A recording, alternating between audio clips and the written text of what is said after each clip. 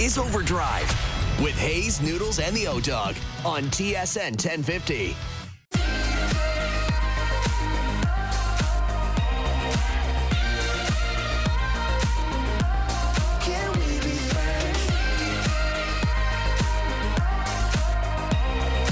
All right, here we go. OverDrive off and running. TSN 1050 on the TSN app. Your home smart speaker up on TSN 4. Brian Hayes, Frankie Corrado, Dave Feschuk in here. We got 2 more hours until we hit the trade deadline. Things are happening. Trades are being announced. People are being active. It's a beautiful thing. You called for it yesterday, and part of me, Hayes, just thought, I think Hayes is just manifesting because so many times when he's off the show, big things happen. Masai got fired, Tavares signs, Hayes nowhere to be found. And now the Jays are effectively the best team in the major leagues. And it's time for them to make something happen. And I felt like you were trying to put it out there and say, do something big. I'm on the show. I'm here this week. Give this to me. And sure enough, something big happened today. Yeah, something very unique happened. Mm-hmm. Like they acquired Shane Bieber, who's coming off Tommy John, but is making his way up through the minors and just pitched in Double-A recently. The timeline sounds as if middle of August he could be available.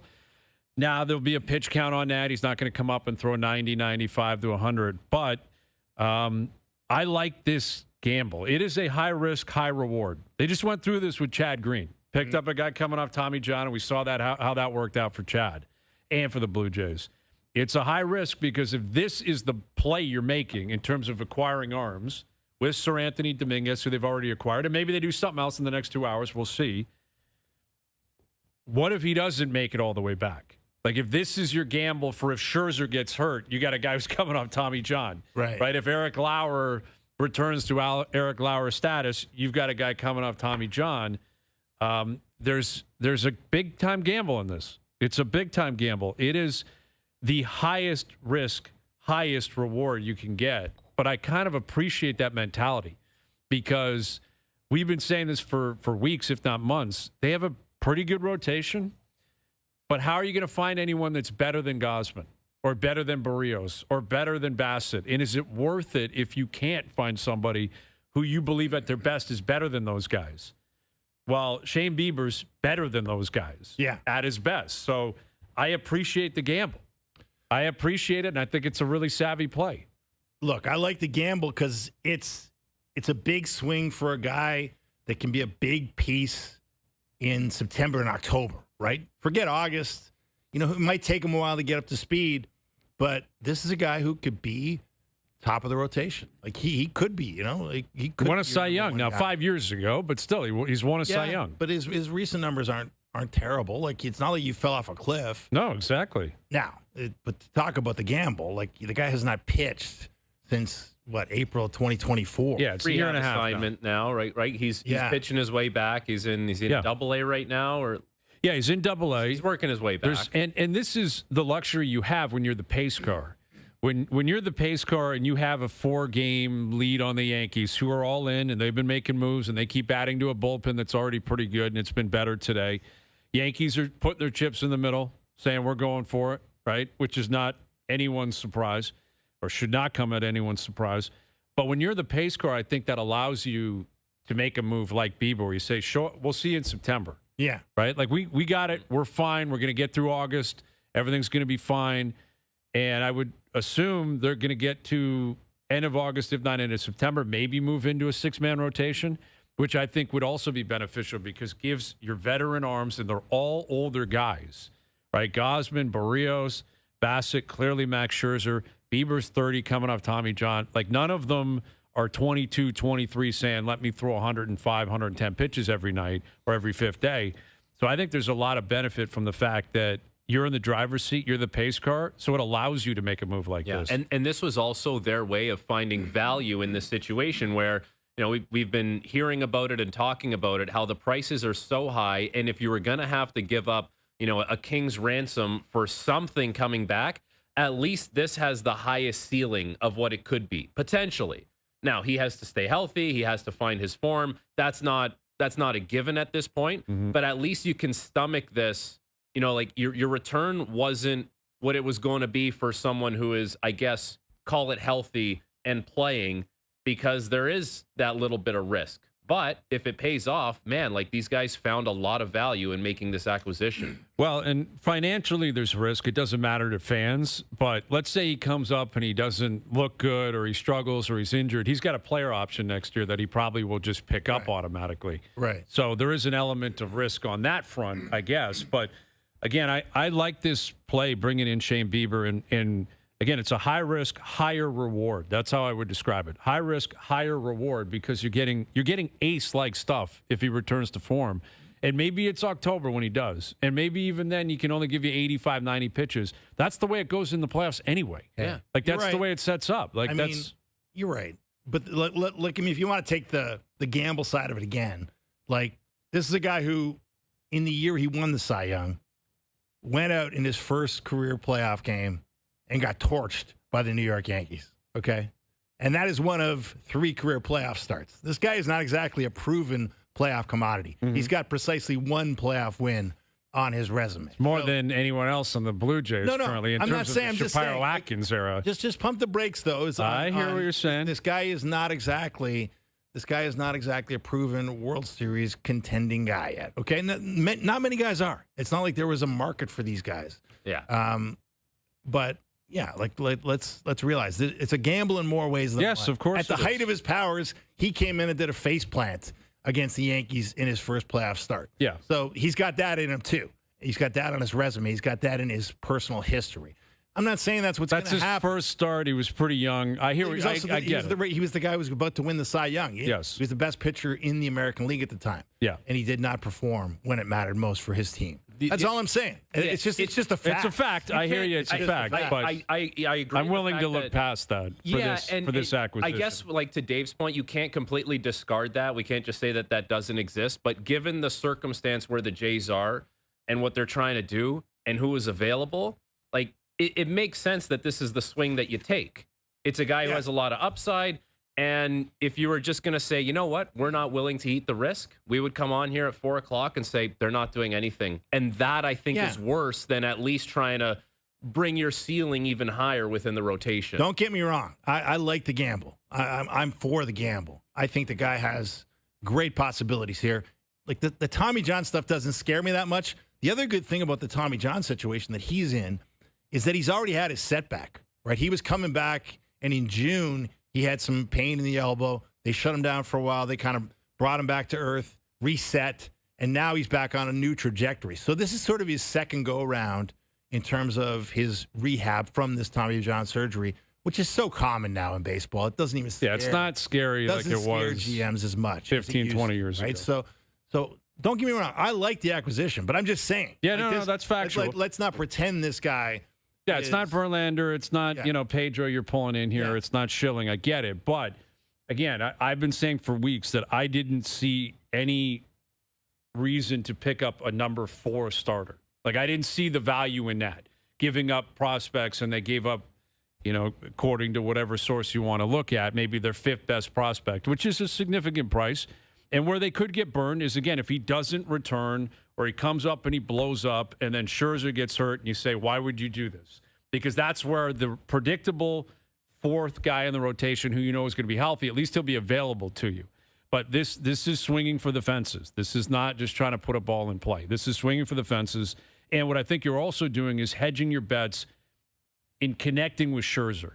So if you have Bieber and Scherzer and both have ace-like stuff at their height, you just need one of them probably to get to the finish line. That's, I think, what's important to point out here. Perfect world, maybe you get both. Like, maybe it's October 1st. They're both healthy. They're both slinging. They both feel great. They both look great.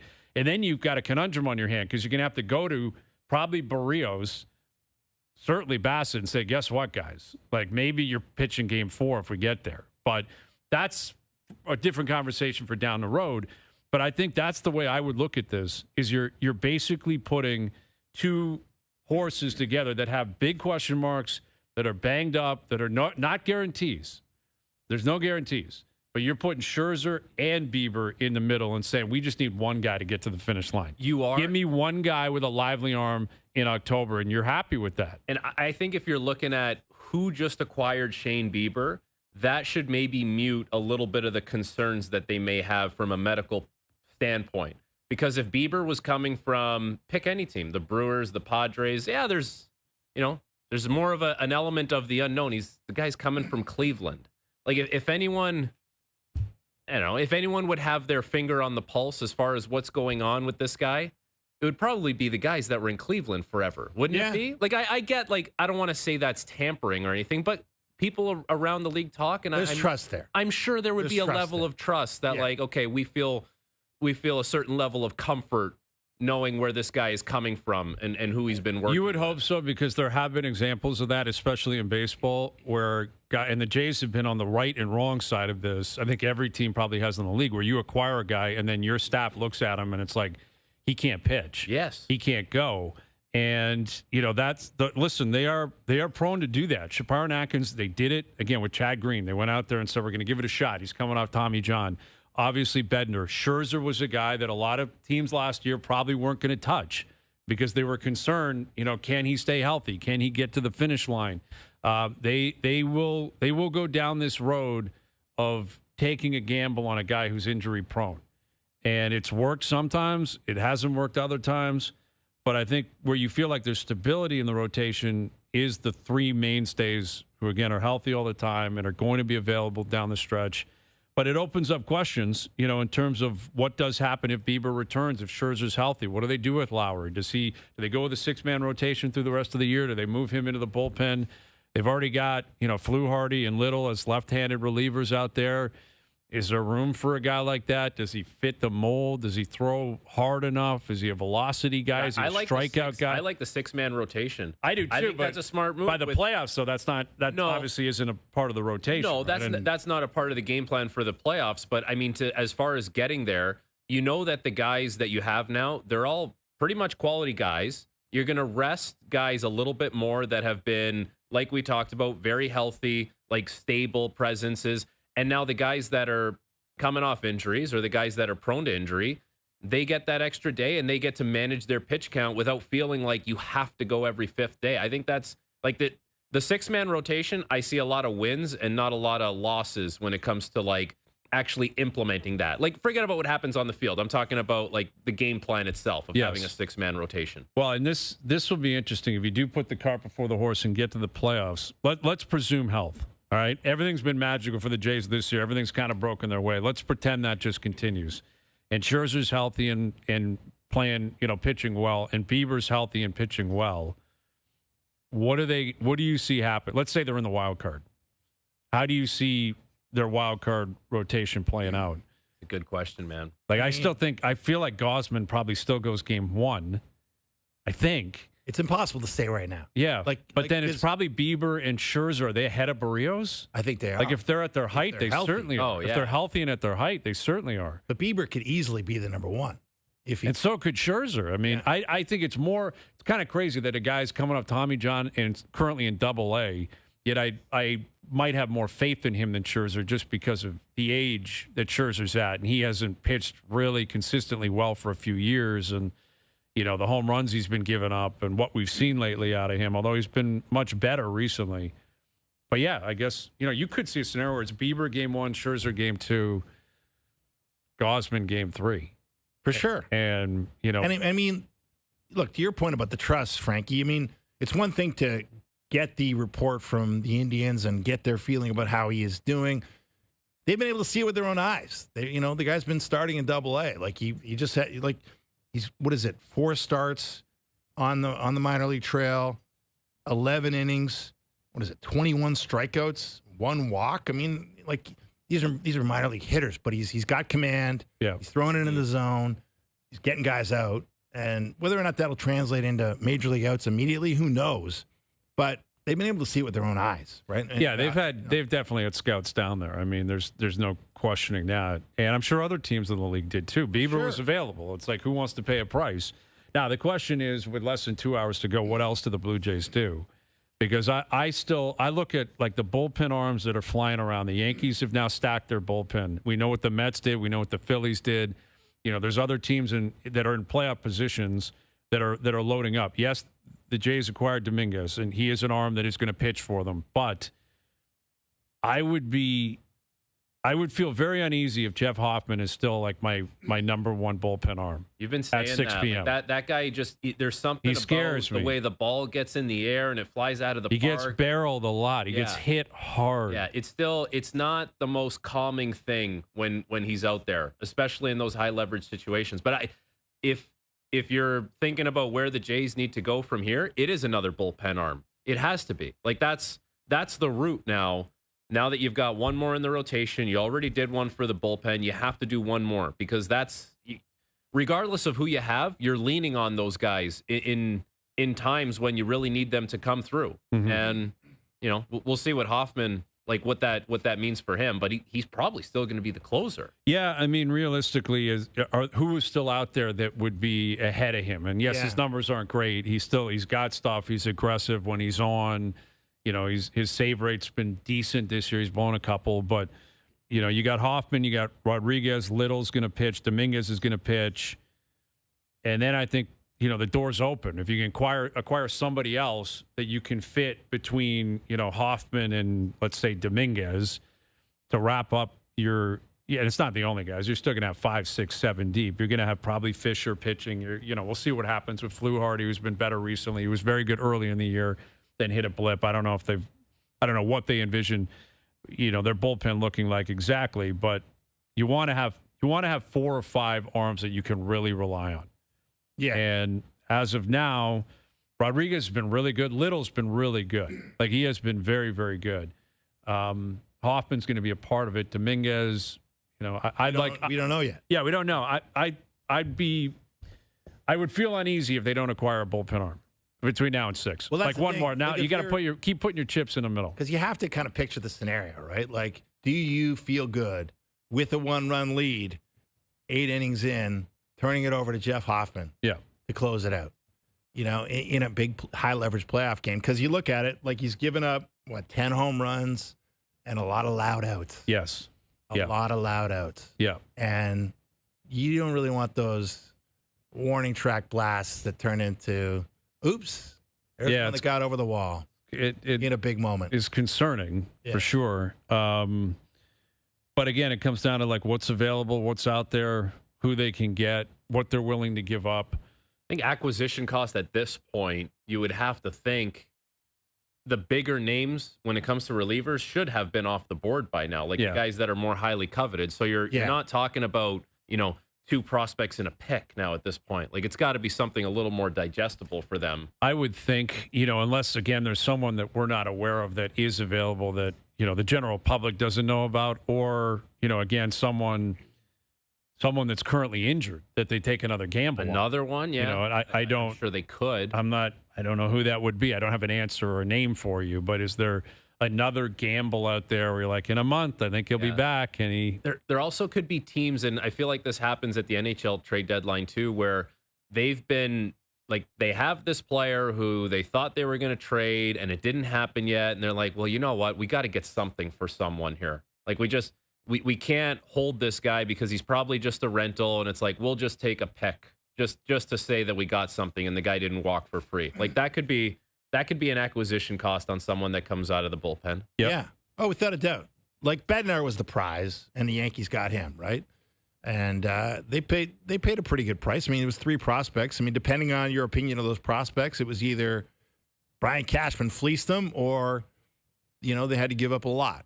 I mean, prospects are tough to evaluate. They are. They're in the eye of the beholder. They're in the eye of the evaluator. Well, and furthermore, you also have a different viewpoint if you end up winning. Right. I saw, I think it was SportsCenter that was doing a hit on this, and I was reading about it online. Back in '92, the Jays acquired David Cohn. They traded Jeff Kent. Yeah. Guess what? It was worth it. They won. Because they won a World Series. Yeah. And Cohn factored in significantly and pitched multiple times in the World Series and the ALCS, and down the stretch was phenomenal. So it's the old adage, if you win, you don't have to explain anything. Yeah. And who cares what you gave up? You got yourself a parade and you got yourself a banner in the stadium. So, all of this obviously is yet to be determined. But I just saw Mitch Bannon tweet out from The Athletic. Of note, the Blue Jays MLB Director of Health, Andrew Pipkin, was with Cleveland from 16 through 20. Shane Bieber's first 4 years with the Guardians. Hey. So, I mean, There we go. again, that's 5 years ago. It's a long time ago. Bieber would have been young within the system. He won his Cy Young 5 years ago, but he had about a 3.5 year run there where he was 4th in Cy Young, 7th in Cy Young. He won the Cy Young in 20. He throws a million strikeouts when he's on. So I'm excited for this play. I like this play because there's these other names are not going to push Gausman down, in my opinion, or Barrios down, or even Bassett down. It was a 4th filler type arm. And I'd rather a guy where it's like, exactly, it might cost you the same price. It might have cost more. Possibly. Like based on the because fact it's a that live these body. Guys, exactly. They were coming in healthy, right? Yeah. Like this one, there was always going to be that buyer beware, and that was going to bring down the price, and that's okay. Like, and the fact that there's a connection and they know the organization and there's probably some kind of familiarity there, that's what makes it, I guess the most likely that the Jays would have been able to pull off a deal like this based on who's pulling the trigger on it. Carlos Correa is on his way back to Houston. So that's obviously where he started his career. That's where he won a World Series, and he's been in Minnesota, and Minnesota's traded him to Houston. Which is pretty interesting that he's going back there. Like, I thought it ended poorly in Houston. I looked that up, but anyway, yeah, there's still a lot going on, man. I like this 6 p.m. deadline instead of the 3 p.m. Give them a few extra hours, right? Jays aren't playing tonight. Let everyone wake up on the West Coast. Dude, could you imagine we did a hockey 6 p.m. deadline? That would make the day so long. That is the truth, that it would be that much longer. Would we start at 8 a.m. on TV? Yeah, 100%. We would still start at 8 a.m., right? That. Yeah, stick with the 3 p.m. You're right in hockey. I'm fine with that. Yeah. But by the way, you got friends at SportsCenter. You think so? I think you have significant friends at SportsCenter. Why do you say that? Because the Hayes Bold Predictions intro that comes on now when you do your bold prediction. Did you see the picture that they used for that? Yeah, they're using my courtside. They're using the Rico steel. Suave blue steel courtside picture. I did see that. I saw like Laura Dykin and Jen Hedger were having some fun with that last night. It is totally unnecessary to use that picture. The crazy thing is we have like professional headshots. A ton of them. Done, like for that reason. Yeah. And someone at SportsCenter said, you know what? Not for Hazy B. I know. I got to get Rico Suave in the mix. I got to find out who did that because I owe that person the good luck debt of gratitude. Yeah. Yeah, it is. It's the best look I've ever had in my life. Like, I'm not Hollywood. I'm nowhere close to a 10 out of 10, but man, did I look good on that courtside pick. Dude, that thing. I was so dialed in for that. That thing rolls up and you're like the Stephen A who goes to a sporting event and you're the commentator, but the camera's got to get your walk-in shot. Right. Like you're about to drop 30 on everyone. I was so ready for it. Yeah, Look there at it is. this guy, Bold man. predictions. Nice. And they've got me like tanned and, because it's not like that was like a January game. I was pasty and very unhealthy. Just don't lie to me. You didn't ask for that picture. I swear I did not, because I don't believe they had that up the first day. I remember seeing it because what's kind of crazy is we're in here on the show, and then at 6 p.m. SportsCenter's on, so we have TVs in here. I can see them playing the stuff that we've taped earlier. And the first day, I think, was just your standard headshot. And then someone called in from the bullpen saying, you got to put the Hazy B pick up. Oh, someone went like right over the top with that. And I think it's actually the second instance of someone at SportsCenter hooking me up like that? You up because the Harvey's hot takes. That's not me. Slim body. I have said that. Like that. That's not my. Like I have like cheekbones in that. I look very svelte. That's not me. It's I have almost fat like it's Ozempic haze in that. It is, and it's not my hair. Like my hair in that picture. The first time I went on with Jay doing that was almost 2 years ago. I said immediately, I'm like, I can't thank you enough. That's a great, great picture. That is not me. It's not Hazy B. That's Hayes AI. Yes, exactly. That's Hayes AI. That's exactly what it is. Yeah. And I'll take it. And no one's pulled it. Yeah. They're just like, wow, this is who you are now. So that's what it's. Which is a shock to the system when they show that and then they cut to me and my fat face in the basement. And I just. Dude, you're a catfish in your basement. I am catfishing people. You're literally catfishing people for 6 hours in the morning. I am. If the one on Jay's show is Hayes AI, the one for SportsCenter is Hayes GPT. Yeah, it's way further ahead too. Like it's. Oh, look at the difference. look at They really that. doctored you Yeah, up they there. doctored me up. They got me. It's tinted. It looks photoshopped. But the- It looks fake. It doesn't even look It's real. the smile, too, that kills me. It's so like, sly and scummy. yeah, I'm about to drop a real bold prediction. Yeah, good-looking dude. A-list. I love it. It's the guy, is that the guy singing "Sweet Child of Mine" in the car with his wife and kids and Step Brothers? I believe that's it. That's the guy. Yeah, I can see that. Yeah. You. Those bold predictions are causing a stir, man. Like, I've run into a couple of people who say, can I just stop you for a second? I got to ask you. Like, they're bold predictions. Right. Yes. Right? Like, that's the nature of it, right? I was asked, can you come up with 5? We're doing one each day. You know, I started by a bold prediction that Aaron Rodgers and Mike Tomlin and the Steelers win the AFC North. It's a bold prediction. Bold. Very bold. Baltimore's Supposed to be better. bold. Baltimore's a better team. I'm not disputing that. But I think people forget the Steelers were 10-3 and then lost their last 4 games at Philly, at Baltimore, at home to Kansas City. Then Week 18 was it didn't matter. It was over. Like they were done. The Ravens had clinched the division, so it was a meaningless game. You know, I don't need to get into all of my reasoning behind the bold prediction, but what I've found is it really bothers a lot of people because some of them are promoting things. Like if you're a Steelers fan, you would think that would be fun. And I guess I've gotten, you know, the majority of the feedback has been relatively positive.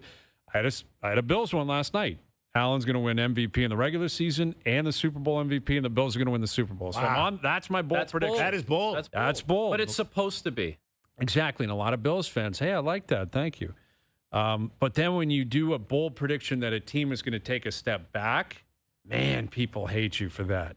Bold prediction. Who'd you ding with Is that that the one? Chiefs? I hit the Lions hard with that. Oh, you and the dinged Chiefs. the Lions, Oh, eh? the Lions. Yeah. I got them square between the eyes. Pat Man won't be Big. happy. Yeah. Patman's not happy. Dude, a whole year of you having to give the Lions their flowers, that must have That's really it. wore 1 on year. you. You get 1 year. Yeah, you for a gave 'em 1 lifetime. year. That's because it. I've been goofing on them for 41 years. I gave them 1 year of positive, feedback, which they deserved.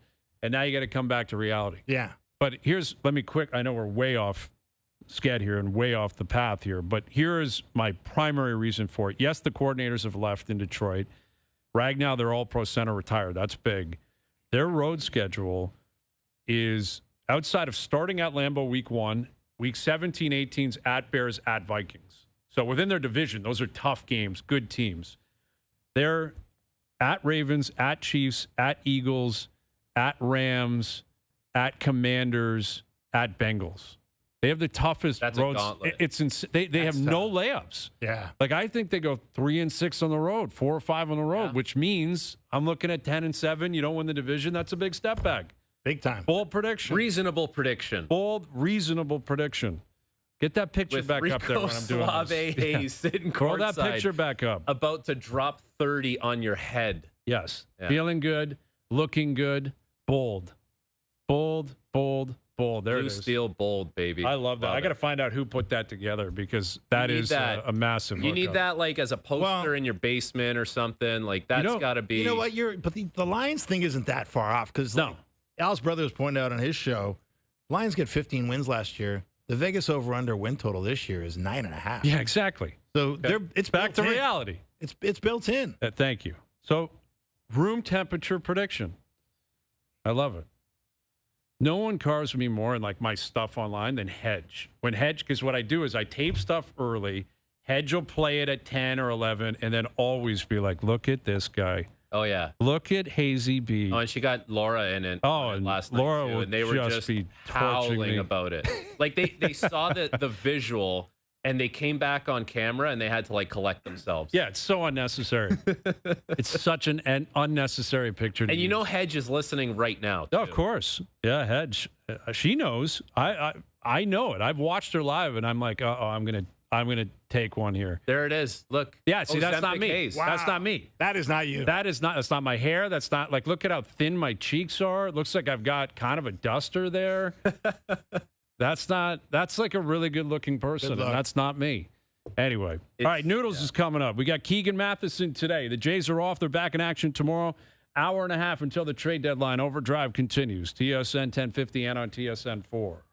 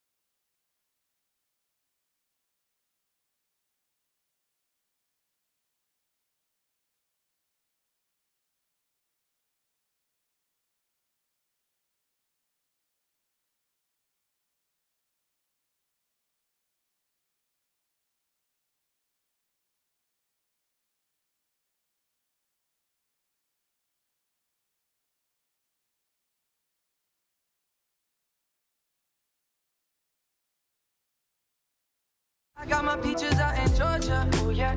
I get my weed from California. That's that. I took my chick up to the north, yeah. All right, OverDrive continues, powered by FanDuel, bringing you everything from the opening line to the final score. Look at this guy, Jamie Noodles McLennan, with one of the worst back tattoos of all time, according to Strutty. Go ahead. I know you've been waiting to answer on that. I don't have a back tattoo. For weeks now, you guys know. I mean, we all text and all of that. Yeah. But I'm in Italy, laying in bed or whatever. My phone starts blowing up saying, Strutty's just carving you. I'm like, yeah, that's a Tuesday. He carves me all the time. Yeah. Said you had a bad cover-up tattoo on your back. And I'm like, okay, first and foremost, yes, I've got 13 tattoos, but they're mostly all visible on my wrists and my triceps, all that types of stuff. But I don't have anything on my back, and I've never covered up a tattoo. So I don't know. Is he remembering somebody else? Is it? I feel like O-Dog has a cover-up tattoo. Oh, not he does. Me, right? O's losing tattoos. Like, he's getting rid of tattoos, man. That guy's going through surgery, like, basically daily. Oh, yeah. Oh, God. I think it's just Strutty making things up. He's looking for content. So he's like, oh, there's an easy target. Noodles, he's not on the show. Let's just make something up. I think, Frankie, I sent you a note going, he did, this guy's completely lying. He called him a flat-out liar and a content creator. Well, he did do that. Both can be true. Because it was great content for us, Outstanding. man. Outstanding. It was phenomenal stuff. Like, once he got into the cover-up and how bad that looked, I'm like, hook, line, and sinker, man. We were ratings bonanza. Well, I did. The thing is I was going to have a picture taken of my back and send it to you guys, but I didn't want to get upset everybody with the hairy, gross back and, all of that type of stuff. So I'm like, let's just leave it alone. I will deal with it when I'm on the show next. Good, man. So there we go. Well, it's good to see you. How's everything going? Good. You know what? I wanted your guys' opinion because we've had a spirited debate on vacation. So I have vacation clothes. So I've worn my vacation shirt here on the show. Yeah. So it's funny because Steph and I have been together, 14, 15 years. So we have pictures where we go to Italy every summer. And I bring my vacation shirts out. So there's pictures from 2012, 2013 with the same shirt on. Like, I love it. So my son is always like, what shirt is that? I'm like, that's number 3. That, I bring 7. We go on 14 days. I do laundry on the road. So we pack light.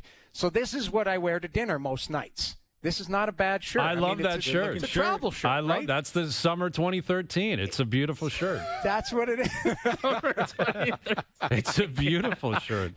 So I don't know. I mean, am I the only person who has like travel clothes and stuff? I don't have that. We did Italy for our honeymoon 2 years ago. It was the same clothes that I have. Like, I bought a couple shirts. Yeah. And to be honest with you, like, I don't think they've come back out. There's a couple of them that just doesn't make sense to ever wear them anywhere else other than there.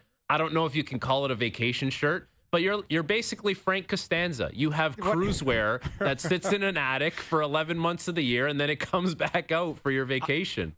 Last night we got home late. I washed it. I put it in the drawer, and we'll visit it a year from now. That's it. Like, when I pull it out and the shirts come out. Now, there has been some deterioration with the shirts. I think that's where the frustration comes in, because I got a few T-shirts that have some holes in them, but I wear them to the beach. Like, I'm not wearing them out to a 5-star dinner. Like, This is my 5-star dinner shirt. That's your 5-star. Yeah, I love that. I love that. And sometimes I do find, like, I'll get photo remorse based on what I was wearing back in the day. Like, we got engaged over in Europe, and for starters, I was still in grift mode, so I was a disaster. The gear I was wearing was horrendous. I got engaged in like an Old Navy T-shirt. Do we have any of that pic? Like, does that stuff live in the system? Could we get it? I don't think it's like public knowledge. Like, that stuff's deep in the archives. But I look back on it and I'm like, what was I doing? What was I thinking? But it was the same thoughts as you, Noodles. I'm like, well, this is what I'm going to throw in. A few T-shirts, couple golf shirts. Like, golf shirts are my move on the road. Yeah. Right. If you're going to somewhere warm climate in the summer, it's golf shirt at night, T-shirt during the day, and it's all good. It's all good. Well, I support you. Okay, good. Like, I felt like I don't have a lot of support with this, but it's like you like to travel lean. Yeah. You're not there to impress anybody. That's right. Like, that's the other thing. Like, you don't need to be all dolled up. You're going to relax, blow off some steam. You're laying by the beach or on the beach, or, I don't go in the water, so I just kind of sit by the side on the sidelines, but everyone else is swimming and enjoying themselves. Beautiful. So, I got a little side tan. I got basically the V tan. That's it. That's all good. That's all good. And that's the way it should be. I love it. Good. You know what I've noticed online? I'm sure you guys have seen it because, we've been talking about it, Noodles, that the NHL has just packed up shop. They are doing nothing. Like, there's nothing going on. A couple of guys are avoiding arbitration. Sandberg signed in Winnipeg yesterday. We'll see what happens with Nick Robertson. NBA is no different. But now what you're getting is the NHL's social media accounts are publishing, like, the projected opening night lineups. Yeah. And the only team in the league causing a stir online is the Leafs. Like, have you seen it where they posted? I did. They got Max Domi, of course, on the top line. And so the comments are just exploding. Marner to Domi, and this team stinks, and people in Ottawa. I find it humorous because Sens fans and Habs fans are jumping in. They're like, that team's not making the playoffs. They suck. I'm like, only the Leafs could generate content from a projected lineup card on July 28th. It's so funny because I believe you and Feschuk were just teeing off on Jonas. Was that yesterday or 2 days ago? A couple days ago. Because Jonas felt like Bobby McMahon was the lock NHL All-Star that we haven't seen yet or whatever. Right. And Hayes, you broke his heart saying, I'm not even sure he's in the lineup. Yeah, I know. on opening night. I was not happy with me, or Dave for that matter. But he took that one personally. Yeah, but honestly, you're right. Like, it is posting, but I still think I don't know how you guys feel. There's another wave coming here, guys, because there's some good players out there that haven't signed, and it might be the Max Pacioretty PTO route to make teams here. Yes, Max Domi. I don't think that is what it's going to look like opening night, but it could. We'll see if Max, like, the one thing that Max Domi is capable of is playing better in the regular season. So, it wasn't that he's not that far removed. I think he got 72 points. That was probably 6-7 years ago. Mm-hmm. But could he get 55? Like, I don't think that's especially if he's playing with 34, he should be able to. Well, yes. Like, you have to think someone's got to have the purpose of saying, I'm getting 34 of the puck. Whether it's Domi or Michelli, like, someone's got to kind of take that role and run with it because there's a really big void there now, Noodles. Yeah, I think they are going to give a long run. I did agree with Jonas on one thing, is that I think Berube is going to give the newcomers a longer look in certain situations just to see if they can settle in, develop some chemistry. Michelli, I think, is a guy that has some creativity. I don't know. Like, I hate for him to have to go, okay, well, there's Marner's spot. Michelli, you fill it. Because he's going to fail because he's not Mitch Marner. Mm-hmm. But if he can develop some chemistry, like, it might be a scenario where maybe Nylander goes up there and they might start moving things around. Dakota Josh was a nice player. I like the signing. I think it's a really good signing. He's a big player who's tough to play against.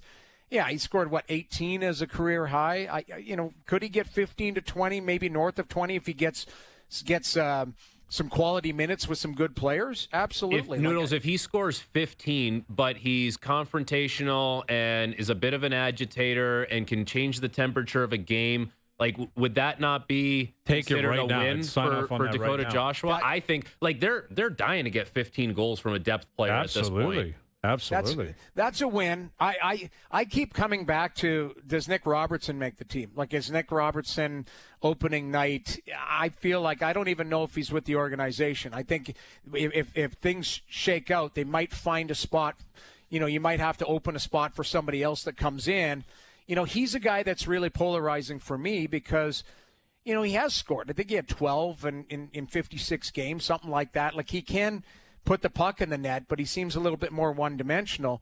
But he's got now guys that are ready to jump him on the depth chart. Where does Easton Cowan fit in? Does he push for a spot? Does he, Joshua's in the lineup. Like, that's the thing. Michelli's in the lineup. Those guys they brought in for a reason. Nicholas Waugh is in the lineup. Like, Tree really likes him. From, Hayes, you and I talked to him. Yep. What was that? Trade deadline day. Yeah. Trade deadline. Or on Free Agent Frenzy on July 1. Yeah, sorry. He was raving about him. Yeah. Saying, like, we think he's a matchup guy. He's big and, agitating. Like, to me, this team is going to look different, and I don't mind that. Isn't that what we've been begging for? It was mandatory, right, Yes. Chuck? Like they had, it was and it was some of it was out of their hands. Marner was going to leave anyway, Right. so he's gone. Yeah, I mean, you can argue how different it's actually going to be with basically the big piece being Marner. But Noodles, I was going to ask you about the goaltending. You know, last year you had the tandem. But you still needed, 6 or 8 starts from the likes of Hildeby, and then even Matt Murray got used for a couple of games. How do you feel about that third goaltending position right now? Do you think they need to get a veteran guy in there, or are you cool with it being Hildeby or it being the Akhtiamov kid from the Marlies? So, so Artie will call him as the number 4, just because I'm not even going to try and pronounce his name.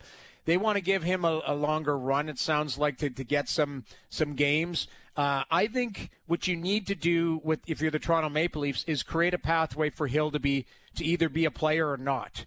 And with Matt Murray there last year, he was soaking up some of the progression of Hildeby and we'll call him Artie. Because like with Matt Murray there, we know what he is. I think what's going to happen is they'll start with the 2 up top, which they're very comfortable with, and then have Hildeby as a 3. And then at the deadline, you grab another guy. Like you have somebody in the system that has, NHL pedigree, all of that type of stuff. But I don't think you force feed somebody into your, Marley's lineup that will get in the way of Hildeby. I think Hildeby had maybe a little bit of a down or inconsistent year last year, and they need to figure out if he can be an everyday guy.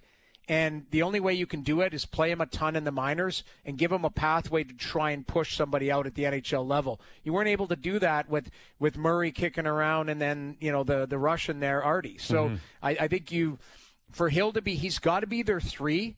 And I look at a lot of organizations that are going to start with some of the players that they have incumbent, and then they've got the flexibility. They'll build cap space in that throughout the season. I think of Edmonton. I think Stan Bowman is going to just kind of sit on the guys that he has, see if some young players can jump in. And if they don't settle in, then you start making moves. And I think that's where the cap flexibility comes in for a guy like Brad Treliving as well. You can take a look at it and go, okay, let's see what we have here. And then you can continue to add to a really good team. Yeah, I like that idea. Listen, he said it to us on July 1st. He said it to the general public and media that he'd probably prefer players like Treliving, I'm speaking of. If you have the money, maybe you can grab guys. They wanted maybe to chat with Marchand, Sam Bennett. There were others. They never made it. So if they don't make it, don't just spend it to spend it. You don't have to spend every penny you have, especially in July and August. Wait it out, see what opens up. And, you mentioned there's a second wave coming, and I agree in terms of PTOs, and there will be trades. There'll be trades in August. Guys will get moved. I don't know if there'll be blockbusters, but there will be deals. But what I think we're mostly bracing for around the league is signings, right? When does McDavid go down? Does Kaprizov re-sign? Does Kyle Connor re-sign now that the Jets kind of know what they have? Is he willing to do that? Is he going to play it out? That's what I'm curious about, Noodles. Next year, Jack Eichel's up. There's a lot of big, superstar players. How many of them signed before opening night? Listen, I follow Twitter as much as you guys. I saw Bob Stauffer talking out of Edmonton saying that he was confident that he felt that there was going to be some signings in Edmonton. It's Ekholm. It's guys like they've got some house cleaning to do there still to get guys that they want their core under term. So I look at Wallman, I look at Ekholm, obviously McDavid. McDavid just controls. It's whenever he wants to. Exactly. He makes a phone call and says, okay, knock this out at 4 or 5 years or whatever number they come to an agreement on. Right now it looks like he's in France with Draisaitl. Yeah. I think Draisaitl's getting married, right? He is, yeah. Yeah, that's right. So I don't know. You're right. The next wave is going to be some PTOs, but it will be probably some massive signings. All right. Well, I don't know when we have Struddy on next, but we'll have him create something new, and then you can respond to it in a month. Content creator Struddy. Yeah, he is. The thing is you guys just bought in, too. I love that story. I bought into it completely. I know you have tats. I didn't know you had a back tat. That's what makes it believable. We know you have tattoos, so it's like, you can have a bad back tattoo. Struddy's just kind of exposing them. He sold it, man, and he kind of said what it was, too. Didn't he say it was a bird or something, which really makes you feel like, all right, he's got details on it. You know what I mean? I hate birds. Yeah, exactly. Why would you get a bird? All right, Noodles. I don't know. All right, guys. Good seeing you, buddy. Stay in touch. We'll see you soon. Jamie Noodles McLennan checking in. All right, we got Keegan Matheson coming up, and the Jays, again, continue to push towards the trade deadline. OverDrive continues, TSN 1050 and on the TSN app.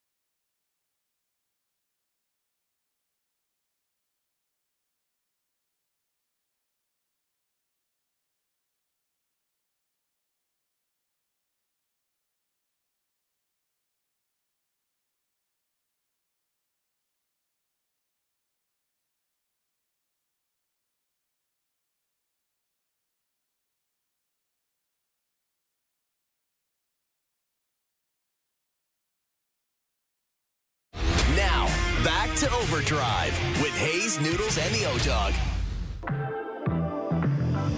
Now he's thinking about me every night. Oh, is it that sweet? I guess so. Say you can't sleep, baby, I know. All right, Keegan Matheson in about 10 minutes. Keegan's had the suit and tie on, doing his Sports Center thing all day. The Blue Jays acquiring Shane Bieber, who is coming back from Tommy John, currently pitching in the minors. Such a baseball trade. Guy's coming off Tommy John. Like, yeah, I'll take that. I'll pick that guy up. Cy Young winner back in 2020. So we'll catch up with Keegan, get his take on that. And we're just over an hour away from the trade deadline. And again, it does appear as if the other team, the Mets have been active, the Phillies have been active, the Dodgers have made moves, but Seattle has gone all in for the most part. Mm-hmm. Houston continues to push. They just picked up Correa. It sounds like they're in on Dylan Cease and possibly more than that. Yankees have made multiple trades. Bullpen big. In particular, and their bullpen is pretty stacked right now. So the Jays, they have made moves. Like they've brought in Dominguez, and now they brought in Bieber. But you're the pace car right now. Yeah. Keep going, man. And you know keep what? Going. I like the thing about this Bieber trade is that, for me anyways, it's like the Jays are thinking big. They're thinking, what happens when we get into October? How does this make us better for then? Yeah, I think the team will play well enough that they put themselves in a situation where this will be a useful acquisition. That's what they're looking at. So I like the fact that this is not just playing it safe. They're thinking big. Yep. But you do wonder, like the Yankees maybe beat the Jays and everybody else to the punch by filling out the bullpen. They got David Bednar. They got this Jake Bird, who's a very serviceable, serviceable arm. They got a really good bullpen. Guys that are already there. Yeah, too. and they had the guys already. So they probably do have the best bullpen in the American League East now. Yep. And yeah, their rotation is what it is with Cole out for the year, but that's a big advantage. Yep, absolutely. If Fried, Rodon can get through 4 or 5 innings and turn the ball over, you're in a pretty good spot. Yeah, like the Yankees know. Yeah, they know what's coming, man. They got the playoff experience. Judge is healthy. They're not going away. Absolutely. Hour 2 coming up. Overdrive continues. TSN 1050 and on TSN 4.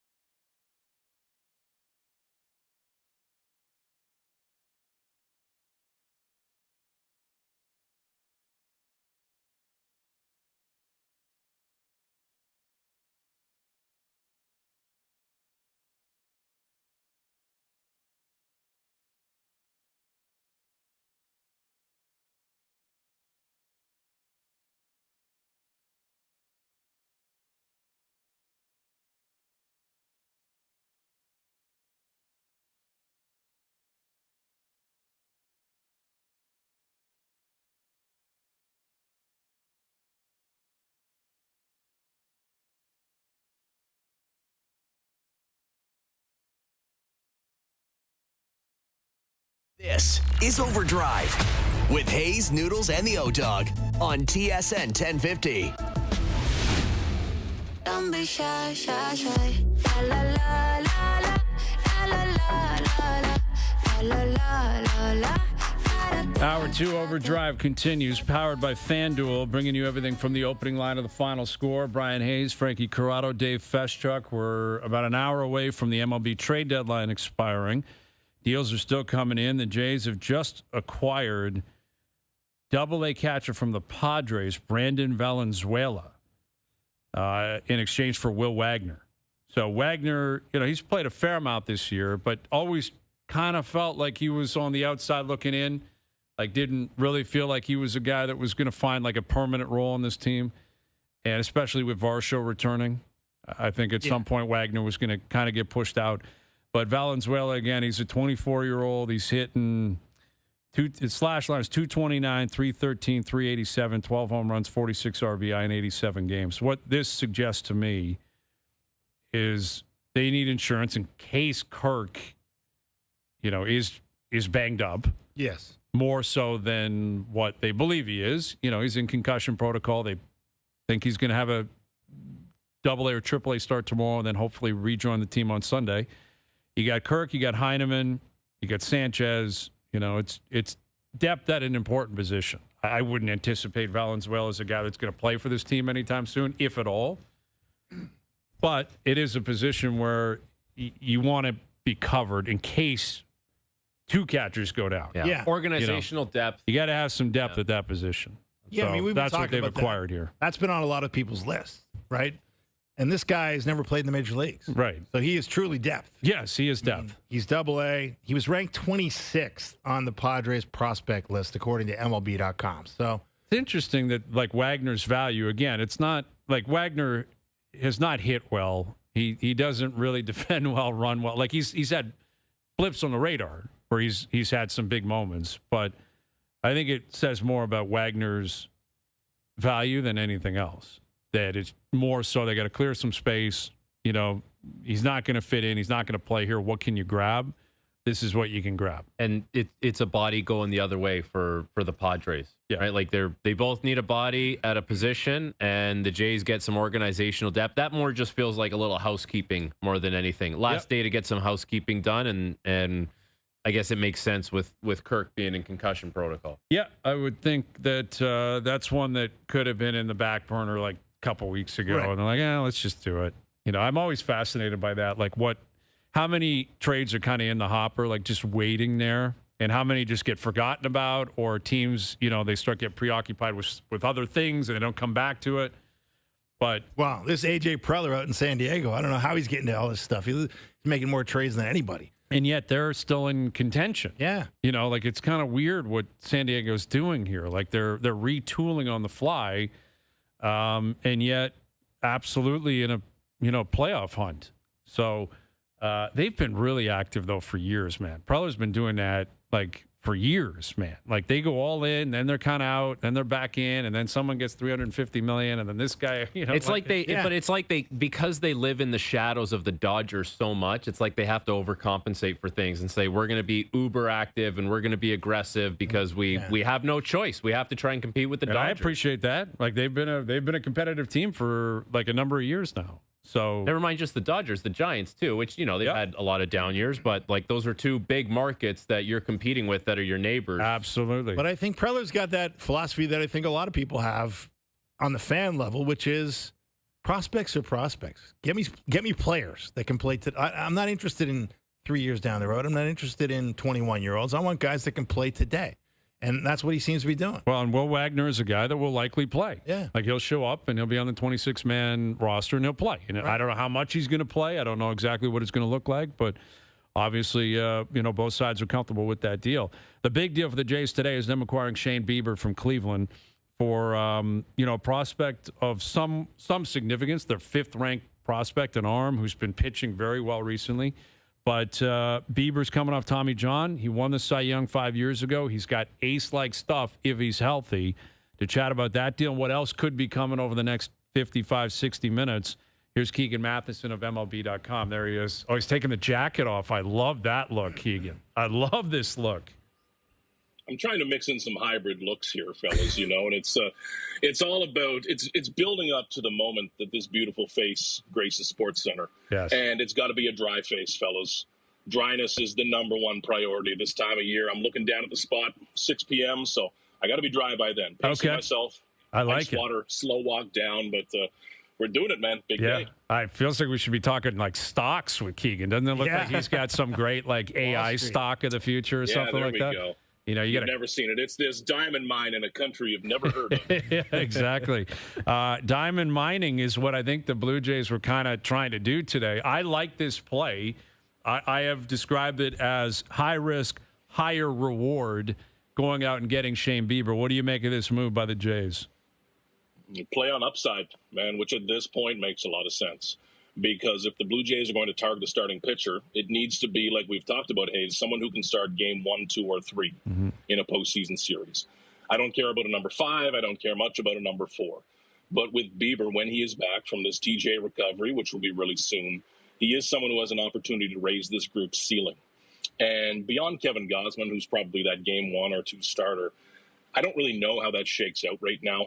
But if Bieber is healthy, and if he is himself, he's going to be one of those guys. He is capable of being that. He's capable of being a top 10 starter in Major League Baseball. We've seen him be the best pitcher in the American League in 2020. So this is a big swing on upside. There's risk involved, and it's a high price to pay. It's a real high price to pay if you're only getting him down the stretch this year. If he sticks around, if the Blue Jays find a way to keep him, boom, easy win. But this is the Jays being aggressive. And what else do you want to see at this point of the year if you're a Jays fan? It's your front office taking some swings to raise the ceiling of this group, and it's about October. And if Shane Bieber goes out here or somewhere else and wins you a postseason game, it's the first time that's happened in a decade, man. It becomes worth it very quickly. Well, he does have a player option next year that I think is $15 or $16 million. And I think the only way he picks that up is if all hell breaks loose down the stretch. So there is an element of gambling on that side. But I saw your tweet earlier today, Keegan, possibly comparing this to the Barrios acquisition where they picked up Barrios and they had a deal done with him, pretty long-term extension, the most money they've ever given to a starting pitcher. Do you think that's possible? Like, how would you handicap the chances Bieber is here beyond this year? It's got to be part of the idea at this point. And the optimism for that, guys, comes from the Blue Jays' finances going into next year. Now, number one, they're just spending money. They have the money to do this if they want to. But Max Scherzer is coming off the books. Chris Bassett's off the books. Bo Bichette. Chad Green's already off the books, I guess. And you look at someone like Kevin Gausman with 1 year left. There's money to play with here. And it's certainly something the Blue Jays will be talking to Bieber about, obviously, at this point. And you're right. The only way that option gets picked up is probably if it goes wrong. If Bieber pitches like the Blue Jays hope he will, then it's really attractive to go out and be a free agent. He will want to make that money, and he should. But if there's a way that the Blue Jays can keep Bieber, even if it takes a major extension or some added money next year, that turns this into a huge win for the Blue Jays. And they're always a team that likes to do their business a year early. This could be that, and a full, healthy season of Bieber. Man, this is a legitimate, still in his prime at 30 years old, top-end starter in Major League Baseball. When he does come back and he's pitching for the Jays, what's the most likely scenario for how they're going to deploy the rotation? This gets tricky, guys. It's one of those good problems. And honestly, the lazy answer is probably that it figures itself out. Somebody sucks by then. Somebody's hurt by then. But if everyone's healthy, it's interesting. And there is an argument to be made for a bit of a six-man rotation here and there. Keep everyone fresh. Kevin Gausman, Chris Bassett are not getting younger. Max Scherzer's 41. Like, I'm sure these guys can use an extra day here and there. But down the stretch, it gets trickier because it's not just about picking your 5 best starters. It's about picking who would make the most sense in the bullpen. And looking through this group, even if Eric Lauer is the number 5, for example, which I don't think he is, but how would his stuff play in the bullpen versus how would Max Scherzer's stuff play in the bullpen for 2 or 3 innings, maxing it out? That might be attractive. I don't want to be the dude to tell Max Scherzer he's pitching out of the bullpen. No, thank you. But maybe that's how it goes. Yeah. I don't know. There's lots of options they have here. But it needs to work in a way where whoever is bumped out of the picture can be valuable in another role. Not just used there, not just kind of chucked there to park, but they have to be valuable. Good problem to have, but it's going to be a big conversation, especially if Bieber's back here in the next couple of weeks. So you see, Keegan, how the Yankees have bolstered their bullpen in a very big way, acquiring David Bednar, acquiring Jake Bird, to add to an already pretty formidable set of relievers there. In your opinion, if the trade deadline was now, have the Jays done enough on the bullpen side of things to make you comfortable going into potential playoff games? Not quite. That's why I think one more ceiling raiser makes a ton of sense here. Because, guys, this is a great example right now, today, this conversation about how we need to change how the Blue Jays are discussed. It's no longer about making it into the playoffs. If they only sneak in at this point, that's a failure. They've got to be chasing that bye in the first round. They need to be winning the AL East. So it's no longer about comparing them to, can they beat the Twins in the wild card? Can they take 2 out of 3 from the Mariners? It's how they stack up against the Dodgers. How do they stack up against the Padres? Teams who are really adding and really doing aggressive things. You need to compare them to number 1 in Major League Baseball. Right now, you can still see how they may be lagging behind just a bit, but that's nothing that's not surmountable at this point. The Yankees being an interesting one. They are pushing in, frankly, a little more aggressively than I thought. And the annoying thing about the Yankees is that if they get hot and hit for power in a series, they can just beat you with the home run ball. They are built for that. Very high or low outcome team. Whereas the Blue Jays are built to be a little steadier, the same team every game. The Yankees can be all over the place. And if you catch them on the wrong day, when Aaron Judge hits a ball 500 feet, you're toast. And their bullpen makes that even better. The Mariners adding guys, I think, is a big one as well. The record hasn't been as scary so far, but they're a talented team, man, and we've seen that team give the Blue Jays fits right here in the postseason. So there's a lot of aggression happening all over the league now, and front offices react to that. No matter how much they all want to talk the same and dress the same and look the same when they talk about how we stick to process, yada, yada, yada. If the other guys go out and do something big, you got to react to that. There needs to be a level of emotion and reaction involved in this. With Keegan Matheson, MLB.com, Jays acquiring Shane Bieber. Obviously, they've acquired, Dominguez in terms of bullpen help. That was a couple of days ago when they were in Baltimore. We were talking about this earlier, like Scherzer and Bieber, who are both wild cards at this point. But what I also like about them acquiring Bieber is, to me, it's almost one more lottery ticket, ace-like lottery ticket, where I'm not convinced both of them will be available at 100% on October 1st. But if you're hedging your bets and you give me Bieber and Scherzer and I got to get there and I got only 2 months to worry about, I kind of like that math, if you know where I'm going with this, Keegan. Like, I just need 1. 2 would be great. Like, you give me Bieber 2020 stats and Scherzer 2020 Scherzer, that's unbelievable, and it'd be probably the best 3-man rotation any team in the American League can throw out. But if you're hedging your bets, Bieber, Scherzer, and it feels good that I can get at least one guy to the finish line into the playoffs, that will be massively significant too. Yeah, it's all about quantity, guys. Same conversation with prospects. I mean, having the number 1 guy in the world's cool, but if you have 5 good ones, you're probably further ahead. It's about quantity. Mm-hmm. And there's a certain level of the unknown going forward here.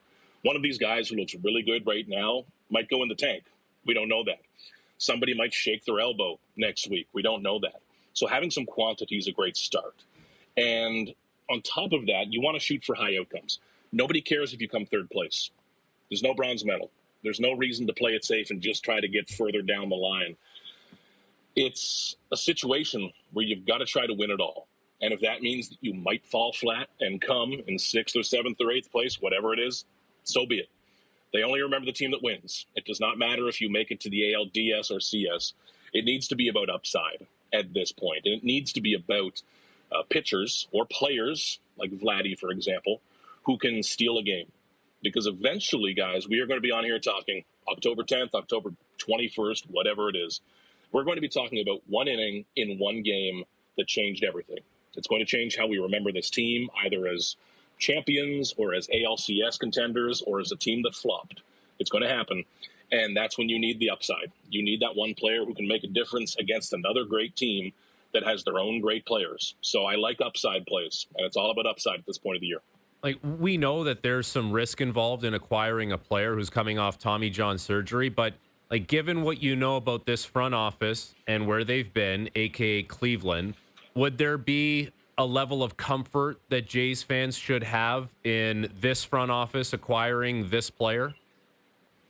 I think so at this point. And given how he's looked in his last couple of rehab outing, guys, I think Monday or Tuesday was his last one with Cleveland. Everything looked great. The fancy numbers, the basic numbers, everything was good. And Tommy John recoveries now, it's still major reconstructive elbow surgery, yeah. But it's so common now, and teams are so good at rehabbing this. And Bieber is a very physically gifted person, still at 30 years old. So it's an asterisk. It's something to wonder about, but I don't think it's something to worry about. And the Blue Jays, there's always medicals involved, guys, as you know, in any sport, any trade. Especially in this one, though, they would have a pretty good knowledge of how that elbow looks. And long term, I mean, if you're signing him to an 8-9 year deal, sure, that's another conversation. But given how well his rehab's gone so far, I think it's looking pretty good here. We're seeing the same with Alek Manoah on his path back too. Once you're to this point, you're usually out of that danger zone. You're beyond that first year, so it should be all upside from here. So Keegan, What? Jays also make a depth move, acquiring Brandon Valenzuela from the Padres for Will Wagner. Valenzuela, a catcher who's in Double-A right now, was ranked, I think, the 22nd best prospect in the Padres organization by Fangraphs. What do you make of this move? I mean, you know, there's obviously the idea of a depth catcher. It also frees up a roster spot on the Blue Jays lineup right now. You know, what do we read into it? The roster spot interests me, guys. This is a spot where I'd love to pretend I know Valenzuela's entire career and had heard of him prior to 20 minutes ago, that I was down in Chattanooga watching this guy play or wherever he was. But as a catcher in the upper minors, makes a lot of sense because the Blue Jays are thin there. They used to be a pretty deep catching system back when they had Jansen and Moreno. Right now they're thin. I don't think this has anything to do with Alejandro Kirk either. All signs are positive there. But getting someone into the system who could conceivably be a quote-unquote long-term backup, could play a few years as a backup. He looks strong against the running game. That's a good quality to have in a backup catcher. And if the Blue Jays can settle down that spot, Tyler Heineman's handled it pretty admirably and pretty surprisingly this season. But if you can hammer that down, that's worthwhile. And I think Will Wagner was about to be squeezed out by Dalton Varsho returning. And there are so many other young, kind of fringe AAA big league players on this team who are just having better years simply than Will Wagner. He has not recaptured that magic from last year when he looked like even a potential leadoff option for this team. Hasn't been the same this year, but the roster spot's intriguing. And guys, I always can compare catching to quarterbacks in the NFL. There's not nearly enough of them, not close. So anytime you can get someone under the age of 36 who is competent, it's a big win. Mm-hmm. If they're 24 and they're a ranked prospect, even better. So that's good business. What was going on down at Baltimore, and how significant was that win yesterday for the Jays? It was a messy series, guys. Just 3 days, 4 games, probably the hottest games I've ever covered. So I was struggling and I was sitting still. I don't know how those guys were playing, but that was a mess of a game, and they needed that. If they had lost 4 in Baltimore, then we start to have some way different conversations about this team. There's some scrambling and panicking and urgency. It was sloppy. It was messy. They screwed up 5 different things, but they made the last play at the end. They figured it out. That was a sneaky big win coming off of a road trip that was just kind of the picture of a team that's tired and worn out and grinding through what is always, for me, guys, last week of July, kind of the longest, most tiring stretch of the season. Once August is here, it's playoff race every single day. It's momentum. There's life. But I think every single person in the organization needed the off day today, and it was ugly baseball, man. But I think everyone's happy that's over. Well, the trade deadline's not. We've still got about 40 minutes. I guess we'll put you on the spot before we get you out of here. Do you think we'll see at least one more trade by the Blue Jays between now and 6 p.m.? I do. We can scrub this audio from online if I'm wrong. But exactly. I do think one more makes too much sense for this team right now. And with how everyone else is doing it, one more. Okay. One more. One more for Keegan. Let's do it. All right, Keegan, great seeing you, man. Thanks for doing this. You got it, guys. Take care. Keegan Matheson, MLB.com. One more. One more for the Jays. You know what Keegan might need? Like, babies have, like, on these strollers, they have, like, fans that you can attach to, like, the handlebar, and it just blows the air in your face. and it's pretty small. Like you could bring that on the road. That's something I think Keegan needs in the press row. There's that like little, you know how it is, right? There's that little piece of glass. Yep. You clip it, fan. Good idea. And you can bring it with you. Plug it in. Won't lose battery. I like that idea. I think that's the play for Keegan. Yeah, very Keep him smart nice play. and dry. Very smart. I talk to him about that. Yep. My kids will bring those fans into their class every once in a while, like into June when it's really getting hot. Yeah. Never any AC in any schools. No. Although I just find I'm always curious about how distracting it is, especially my youngest. Like she's in kindergarten, she's got a fan. I'm like, I know the teachers are going to write us and say, please don't send the fan anymore. Have you seen Please. Yeah, I don't. Like, I wouldn't blame the teacher. No, like I wouldn't get blame it. the teacher. It's hot, but she will not stop playing with the fan. And then she's bugging other kids that she has a fan. Making the noise and then blowing the air into the fan, which makes a noise. Nonstop. Yeah. Yeah. No chance. There's a new fan design. It's like a neck fan. Have you seen these ones? They go around your neck and I have not seen this. No. blows the air up. I've seen the kids wearing those. What took so long to create something that seems so simple? An around the neck fan. Like it's just blowing right up your neck, up your jugular vein, keeping everything nice and chill. I got you. Brilliant idea. Yeah. Any of us could have come up with that. I know, it's We've so simple. sweated through so many shirts. Yeah. We didn't come up with that. You don't have to hold it. It's just kind of sitting there. It's. I mean, I've never tried one, but they seem like they're getting popular. Yeah, why not? It's evolutionary, right? Something different. But like guys bring printers on the road, right, to print their stuff. Mm-hmm. You could easily bring that in a knapsack. That's Yeah, carry-on material. You need a really compact one, a really good design. Yeah. Because you don't want extra baggage, right? Like it's like Noodles. Like he's got his 7 shirts. They're like, you don't need extra stuff. No. He's not a man that he just has no time for baggage. No. Extra baggage. Noodles might be the most efficient person I've ever met. Like his whole life is based around efficiency in every regard. Yeah, it is. Yeah, it is. Like every second of the day is like, how can I be as efficient as humanly possible? Mm-hmm. That's what he does. Yeah, I admire that. Like, I mean, the idea that he was going for 14 days and he said, you know what, I'm bringing 7 shirts. I'm doing laundry once. Very regimented. Yeah. I would never do that. I'd be like, I got a few shirts. How many? I don't know. Me neither. How many pairs of underwear do I have? I'm not sure. 10, could be Do 12. I have enough for tomorrow? I don't know. Right. Find out when you get over there. Yeah. Yeah, exactly. Just roll the dice a little bit. Roll the dice. But I like he sleeps better. Like I'm probably a little more agitated. I'm thinking, I don't know if am I going to have clean underwear for tomorrow? I can't be sure. You'll find out when you get there. Yeah. And guess what? No one's going to know anyway, so it's all good. Does anyone know if you You'll have be your fine. underwear inside out because you haven't been able to do laundry? Nobody And knows. you brought 12 pairs on a 14-day trip? Nobody knows. No one's going to know. Nobody knows. Thinking back to that hit with Noodles, the only thing that we, as an occasionally investigative journalist, we really don't know if he has a back tattoo. He very well could. He He's just doesn't take completely his shirt lying. off. Well, remember, he snuck that in, which was brilliant. I was going to take a picture, but no one wants to see that. Right. Never know. Exactly. We don't really know. That's exactly what you would say if you were guilty of an awful back tattoo. Denial. I'll send you a pic, but you don't want to see a pic. No. And it was such a convincing and calm denial. Yeah. Like we didn't even press it. Right. No, it was I'm not very even seasoned. joking. Like when Strutty said that stuff the next day, I had unprompted texts from Noodles. Like, what are you guys doing over there? I hear, I don't know. Maybe he's got nothing to hide. Maybe he does. But we don't know. Like we didn't get the reveal. So Right. he wasn't going to take his shirt off, his 5-star shirt off. No, that was his go-to, like right. in Rome, big dinner. It works, man. Yeah, it's if they unreal. broke, Good don't looking fix shirt. it. Yeah, it's a good-looking shirt. Yeah.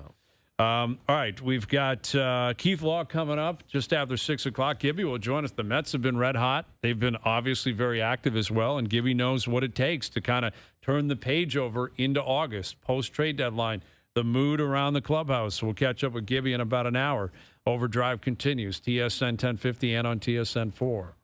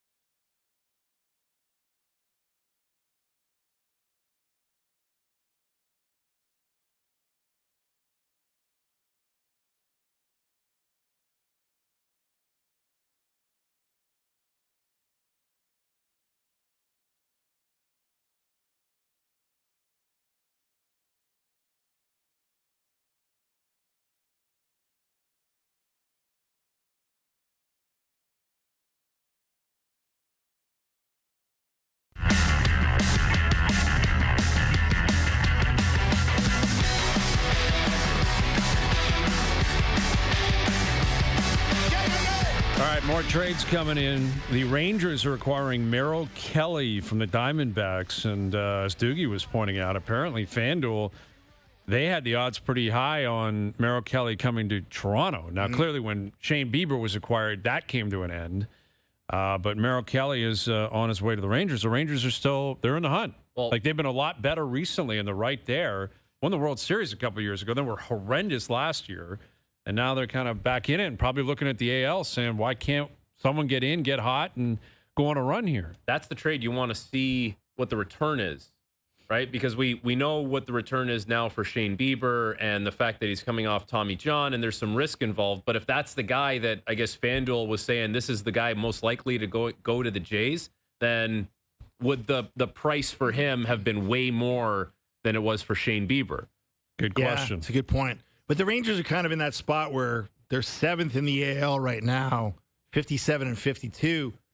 But if you look at the old run differential, Very positive. Which is what, we talk about Michael Kay. Yep. But Alex Anthopoulos, when they were 50 and 51, at that famous trade deadline 10 years ago, and Alex Anthopoulos made those impactful moves that kind of changed the course of Blue Jays history. They were really good on the run differential and not so good on the record, right? So the Rangers are 3rd in the American League in run differential, and quite a bit ahead, of course, the Blue Jays. Mm-hmm. They're plus 72. Yep. Jays are plus 23. So, it's interesting how GMs look at things, right? Like, I guess in Texas they're saying we're better than our record, and if we get better at this deadline, we can have a hell of a stretch run. Well, I mean, they're tied with Seattle now. Seattle. They've acquired some big pieces, right? They've acquired some big pieces. The Rangers now have made multiple moves. Houston's making a lot of moves. They just picked up Carlos Correa. They've added other pieces as well. Like the West, like what's interesting here is I look at the Red Sox and I'm waiting to see, like, are they planning on making any significant moves? Do they feel like they're right there because they're only a game back of the Yankees? They're currently ahead of both Seattle and Texas for that second wild card. But if those teams are chasing you, what are you doing? If you're Boston, what do you like? Tampa's always going to do what Tampa's always going to do. They're just going to kind of sit, play it out. And I don't really think Tampa's in the running, but plus 53 run differential, better than the Jays. Yeah, and listen, there's 50 games left to be played. That's the thing. Like there's a lot of baseball. This time last year, Detroit was not in contention for anything, and all of a sudden they took off. Like that is going to happen. I don't know what team it's going to be. But one of these teams, whether it's Cleveland or Kansas City or, again, the Rangers or the Rays, someone is going to get red hot and sneak into the playoffs. Just like the Jays did, right? Like if you portion the season out into 3 portions, the Jays were fine for the first. Back in 15 you're talking about. No, or like this year you're saying. Oh, them getting red hot in the second portion. Like this year, right? It's like they were what? They were an average or a 500 team for, I can't remember how many games it was, but the first portion of the season. Then they went on an absolute heater. Now it's up to them to play above 500 ball, which they absolutely will and should. But someone's going to catch the same kind of heater that the Jays just went on for the last, I don't know, was it 50-something games? 100%. Heaters, that's a big part of it. Who's coming down the stretch hot is going to determine how we feel about how the playoffs are going to play out, too. And who stays healthy? Merrill Kelly, by the way, someone tweeting out 3 prospects for him. Okay. Well, and you got to rely on rankings and all that because, and again, the Blue Jays have proven that the rankings can be misleading, right? Like they over the last couple of years, and this was a big talking point last year, and I hammered it home a lot. They were a bottom 10 team in the majors. They were a bottom 10 farm system. They were a top 10 payroll. I must have said that 50,000 times last year. But Addison Barger's playing. That's right. Like, where was Baseball Prospectus on that one? Baseball America. He's playing. Ernie Clement's playing. Joey Loperfito's playing. These are guys that, sure, it's not a 19-year-old stud in low A ball that you believe is going to be the next Derek Jeter, but these guys are here, and they're playing, and they're young, and Kirk is still young. Vladdy's 26. That's right. There are guys getting traded now, 24, 25, 26, with upside. Vladdy's 26. Yeah. Bichette is, 27? So they've got young pieces that have already arrived. So it's great that other teams have guys in low A ball and A ball and double A that may not play. Maybe they will play, and if they do 2-3 years from now. Jays have a lot of young guys that are contributing to a winning ball club right now. But to Frankie's point, like, you can't forget where you came from here, because first 54 games of the season, they're 26 and 28.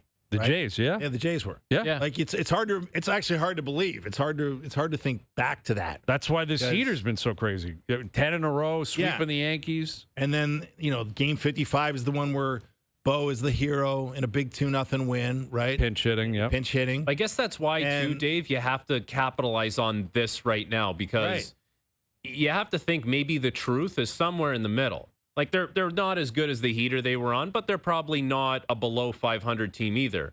So if they're somewhere in the middle, you have to bolster as much as you can. And to Keegan's point, like we talked about with Shane Bieber, like, this is a move that raises the ceiling for them as far as how good they can be. Maybe it doesn't do it today or next week, but in a month, and when it's crunch time and it really matters, you could get some significant innings out of a guy like Shane Bieber. Absolutely. So 25 minutes left. Deals always come in after the deadline as well, right? You'll hear something at 6:20. Jeff Passan will tweet out. But, a lot of the names that have been bandied about have been flipped already. For sure. That doesn't mean there aren't other guys, and there obviously are a number of teams that have decided we're going to sell. Even some teams that are kind of hovering around 500 have decided that they're willing to do that. I look at the Twins now, like, if they're just trading pieces off and just moving off guys, and they've done that a lot with Correa, with Duran, with others, who else is there that could possibly get flipped? We'll see. And I don't know if the Jays are looking at them. I don't know if they're looking at Pittsburgh. If you go back to Arizona, there's a lot of different teams. But we'll keep you up to date on what's going on between now and the trade deadline. Again, Keith Law will join us in about a half an hour. John Gibbons in about an hour. The Summer McIntosh story just keeps getting crazier and crazier. So she's won 3 goals now. She's 3 for 3.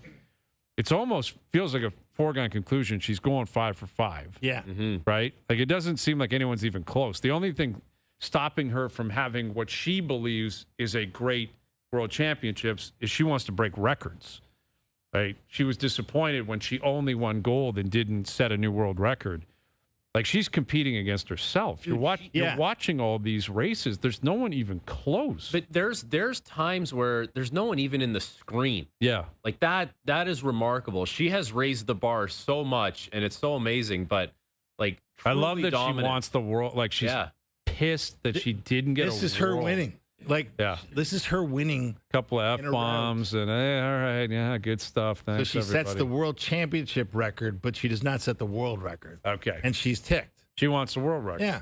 Which is what she should want. That's her level of dominance. It's crazy, though, that she doesn't even care that there's people behind her, that she's racing people. She's racing with a number in mind. And she's like, I need to hit that number. I don't care that there's other people in the pool. Might as well not even be there. No. Like, you talk about athletes that were the best at what they do. It's like they don't realize who's around them, or they don't care necessarily who's around them. It's like, I have my sights set on this, and no one's going to get in my way. Yeah, no kidding. Like, that's when you know you're dialed in and you are a superior athlete, like, in your prime, which is pretty wild. She's 19 years old. Yeah. But that's the nature of swimming and gymnastics, and there's a lot of different sports where usually it is 18, 19, 20, early 20s. And that, you look at the timing. She had a very successful Olympic Games, clearly, last year. Yeah. Like, a very, very successful Olympic Games. But now you got to wait 4 more. And that's, I'm not taking anything away from what she's currently doing. She's going to go to the Worlds every year and likely clean up. And I think she'll get to L.A. in 2028 and clean up there, I think. But it's a long ways away until you get back to the Olympics and start setting, records there, start doing what Phelps did. Because Phelps did it. Was he at 5 different Olympics? I think he might have been. It was I think he might have been there in Sydney in 2000 as a 15-year-old. Young guy, you're right. Wow. And got all the way up until 16 for sure. He was in Brazil. Oh, yeah. So that would be, I believe, 5. And you think about Phelps, that's the thing about this World Championship is that Phelps has the record for World Championship dominance with 5 goals. And, Summer can match that, right? So incredible. Just incredible. Yeah. When you start matching Phelps, it's not an Olympics, and we're not going to pay the same attention to it, unfortunately, with just the nature of the game. Yeah, and it's halfway around the world. Halfway around the world, but the standard is incredible, that she's setting for herself, right? And now she's got to face Katie Ledecky in an 800-meter duel. That Ledecky is kind of owned in the past. Yeah, Ledecky's, it's not Ledecky's best distance, I guess. It's kind of a meeting in the middle of kind of both their strengths. But, I mean, if you're betting, you're probably thinking. Well, she's been swimming against Ledecky so far. Yeah, she's going to dust her. Yeah, not even close. Doesn't feel like it's going to be close, although who knows? Ledecky's obviously a great champion that might be able to muster something. But, yeah, it feels – how often do you see an athlete that just feels inevitable, right? It's like Scotty Scheffler right now on a golf course, but there aren't many. Well, it was like Brady got to a Super Bowl and you said you can't bet against Brady. Right. I feel like Mahomes is the same thing, even though they lost last year. And now I guess if you're talking about in the pool, it's like Summer McIntosh is there. It's her race, and it just depends, is she going to break a record at this point? That's right. Yeah, there's very few like individual athletes that you can point to that you just feel uber confident that they're so in the zone and locked in right now. Tiger couldn't care less that there was other people in his prime. Couldn't care less that there was someone else 4 shots back. It was like, I just want to torch this course. Right. And if you're -6, I want to be -15. Yeah. There's an intimidation factor too. Like, I'm sure you're seeing her, walk up or walk out and you're like, here she comes. Like, everyone knows Summer McIntosh is the pace car right now. We just talked about the Sox. Breaking news. They've acquired Joe Ryan from the Twins. So we're just talking about both teams. So the Twins just going to continue to unload everything. It sounds like it. The Twins are putting up the white flag. They're out. There's only one team coming out of the Central. It's clearly the Tigers. The Tigers are the most comfortable team, I would say, in baseball right now. Everyone else is kind of competing. The Jays are still competing. Houston's clearly got some action now with Seattle and Texas. But the Tigers are going to cruise to winning the Central. So Joe Ryan, we don't know what's going back the other way, but you add him to Crochet, you got Ryan, all of a sudden you got a couple of arms there. Like, something was going to give with the Sox. Yeah. Like, you can't, you're the Boston Red Sox. You're in a wild card spot. You can't just say we're not doing anything. You got to acquire somebody, and they have. Although there's still a lot of there's still a lot of fan frustration in Boston, I think. Well, yes. Now, I will say Devers hasn't really settled in that well with San Francisco. And they got red hot after he left. They won 10 in a row going into the All-Star break. Doesn't mean he still wasn't their best player. No, I hear you. And the Mookie Betts PTSD is still there, man. And it's going to be for a long, long time. I get it.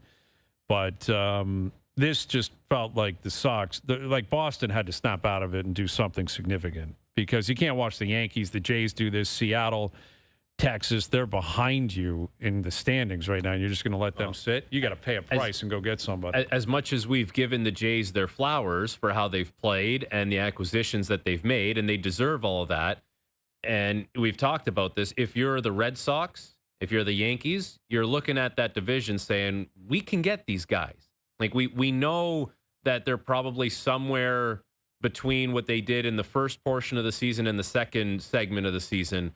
And if we put things together here, like, we have the power to do it. So the Red Sox being a wild card position is not that different than where the Jays have been in, not last year, but the previous couple of years, where you're like, just put it together at the right time and you never know what can happen. And it's, similar to what we talk about with hockey. Some teams, like, you just kind of get yourself in because you might be built for something at the right time. Yep.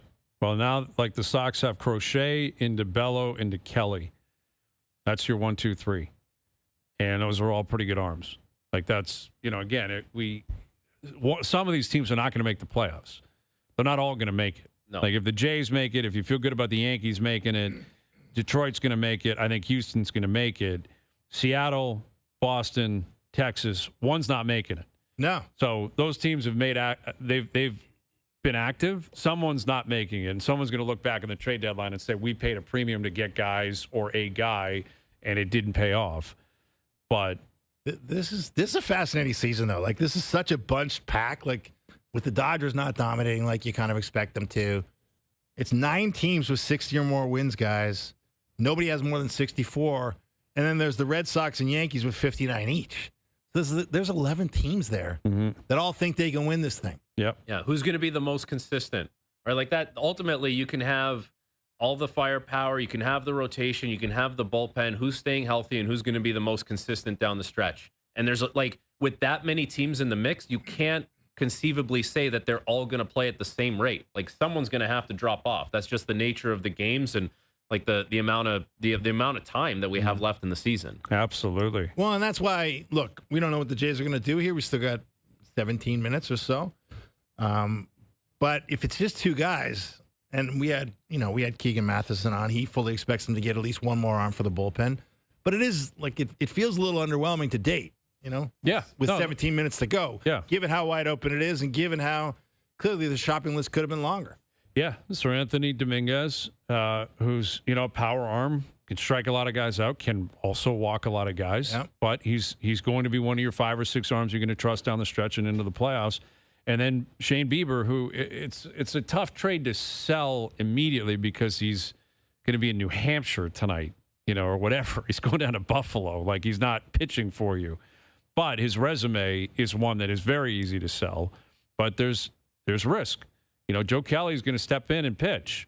Like these other kind of arms who are currently active and healthy and have put together a season. They're going to teams that are going to start pitching right away. And the other thing, keep in mind, like the Jays are just coming off a stretch of baseball that was not great by any stretch. Like, they salvaged a win in that last game, but they need to kind of put what happened in Baltimore and that last game in Detroit behind them and find what they were doing a few weeks back. Because if they're going to do what they did for the most part in Baltimore, it doesn't really matter that you got Shane Bieber. Yep, that's true. So, yeah, you've got, you got a lot of moves. And there's going to be more, I think, over the next 20 minutes. You got to think. Yeah, there's going to be more. There's a lot of talent still on the board. Yeah. Merrill Kelly's on the move. Joe Ryan's on the move. And there's, again, a lot of teams. What you'll notice, especially in the American League, it's team that you're trying to find like 3 starters, 3 or 4, if you're lucky, that you can really rely on, and then give me a few arms in the bullpen. Like, that's kind of what it is, right? Like, try to frame whatever that wild card's going to look like, whatever the DS is going to look like. We have 3 or 4 starters you can trust, and then it's wild cards after that, and then fill out your bullpen and roll the dice. So we'll see what comes of it over the next 15, 20 minutes. Keith Law in about 20 minutes, his take on what the Blue Jays have done and what they haven't done, and how we may reset the American League in particular, with all this activity, with all these teams who are either in a playoff spot or right near a playoff spot. How does Keith look at this American League today compared to maybe where it was a week or 2 ago? So more on that in about 20 minutes. John Gibbons still to come as well. Best Bets powered by FanDuel. OverDrive continues, TSN 1050 and on TSN 4.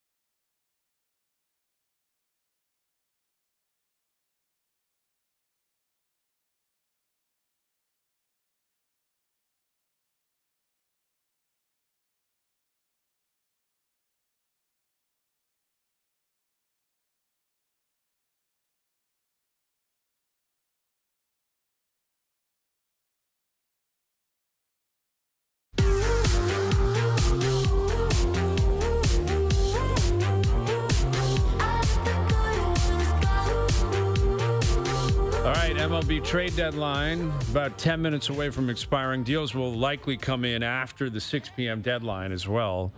Sounds like Dustin May is on his way from the Dodgers to the Red Sox. So Red Sox just acquired Joe Ryan from the Twins, who's having a phenomenal season. All-star pitcher. You know, they had him, Garrett Crochet they've already got. You know, Sox loading up on arms. Yankees have loaded up in terms of their bullpen. Houston's active. Seattle's active. Texas is active. Tigers have been somewhat active, not, overwhelmingly. And the Jays have acquired Sir Anthony Dominguez and Shane Bieber and a depth catcher who likely will not play. For now. We got 9 minutes. Got 9 minutes. What comes through. 9 minutes. Could be something else. Shams Charania tweeting out that Mikal Bridges has agreed to a 4-year extension with the Knicks, which is interesting timing. That the Knicks are just like, you know what? We're going to slide this in. A lot going on. People are focused on the Yankees and the Mets. We got some business to take care of. What's the thing with Bridges? Was there, did he minutes or something? Like he didn't play or? Well, his brother was in one, wasn't it? Wasn't it his brother that? There was something there. with Bridges. Miles I can't Bridges, remember. yeah. Wasn't there? I don't want to say. Was it a gambling thing or I don't know. I don't want to speak out of turn. Okay. Because I saw someone spoofing on the signing and something about minutes. So maybe there was. I think there might have been. I don't want to speak out of turn because I don't remember the exact story, but something was going on there. But this is a different Bridges. Yeah. This is the Knicks Bridges. And there you go. You got some NBA news in there too. We're really cooking with gas now. Last right day after of July. At the top of the show, talking about nothing is happening in the NBA or the NHL. Still not much. You got something. You got the Knicks being active. Knicks are active. The Red Sox, like the Dodgers moving on from a pitcher that would help the Red Sox. Can you help me with that one? Like, how does that make sense? Wouldn't the Dodgers need pitchers just as much as the Red Sox? Well, they have so many injuries, and May has been injured. And May was that one of those young guys coming up that was like highly, highly touted, and it was, here's their future ace, and he's going to take over for Kershaw. They're waiting for, Snell's on his way back. Yeah. Obviously, Ohtani, his arm's building up. May had Tommy John a few years back, but they were moving him to the bullpen this week because of Snell, I believe. Okay, and you got Sasaki, who at some point may or may not. Who knows what's going to happen with him? But the Dodgers are just waiting for a lot of bodies to return. Yeah, numbers thing, and it is, I think, a numbers thing. But yeah, so we'll see, man. There's a lot of teams hunting down the Blue Jays right now. Looks like the Yankees are acquiring a shortstop. Red Sox are not packing it in, that's for sure. Like they're not looking at themselves as third in the division and saying, "Well, it's just not our year. We'll try and get them next year." Like they obviously truly believe that they would have a chance to not only just get into a wild card spot, but perhaps even catch the Jays. You got to believe it. I mean, it's just been such a weird year. No one's been great, and the Blue Jays have been inconsistent, right? So, as much as they've been great, what are they, 38 and 18 in their last handful here, but after going 26 and 28. So it's a fun year, man. It is. This is a really fun stretch run for Major League Baseball. So Yankees have acquired shortstop Jose Caballero from the Rays, who is a plus defensive infielder, which means Volpe is looking at it saying, I'm in trouble here. Well, he's terrible. Anthony Volpe has been a disaster, yet he's hitting okay. Recently I saw someone post his stats last night. In his last, 10, 12 games, small sample size, he has hit for some power. He's getting on base. That's going to be the question. Like, what do they do with Volpe? Because defensively, the left side of the infield has been a disaster for the Yankees. A disaster. But they've acquired... in big moments, too. Yeah. They've acquired a third baseman. They've acquired a shortstop now, both plus defensively. Clearly, it's something that the Yankees realized that they had to attack, and they've attacked. So the Yankees and Cashman and company down there, they've been very active. Like, they've made a lot of moves here. They're pushing their chips in. They're all in. Yeah. They're a believer that they can do it, and we'll see what comes of it over the next 5 to 10 minutes. All right, final hour coming up. Keith Law, John Gibbons will join us. We'll recap the MLB's trade deadline. OverDrive continues. TSN 1050 and on the TSN app.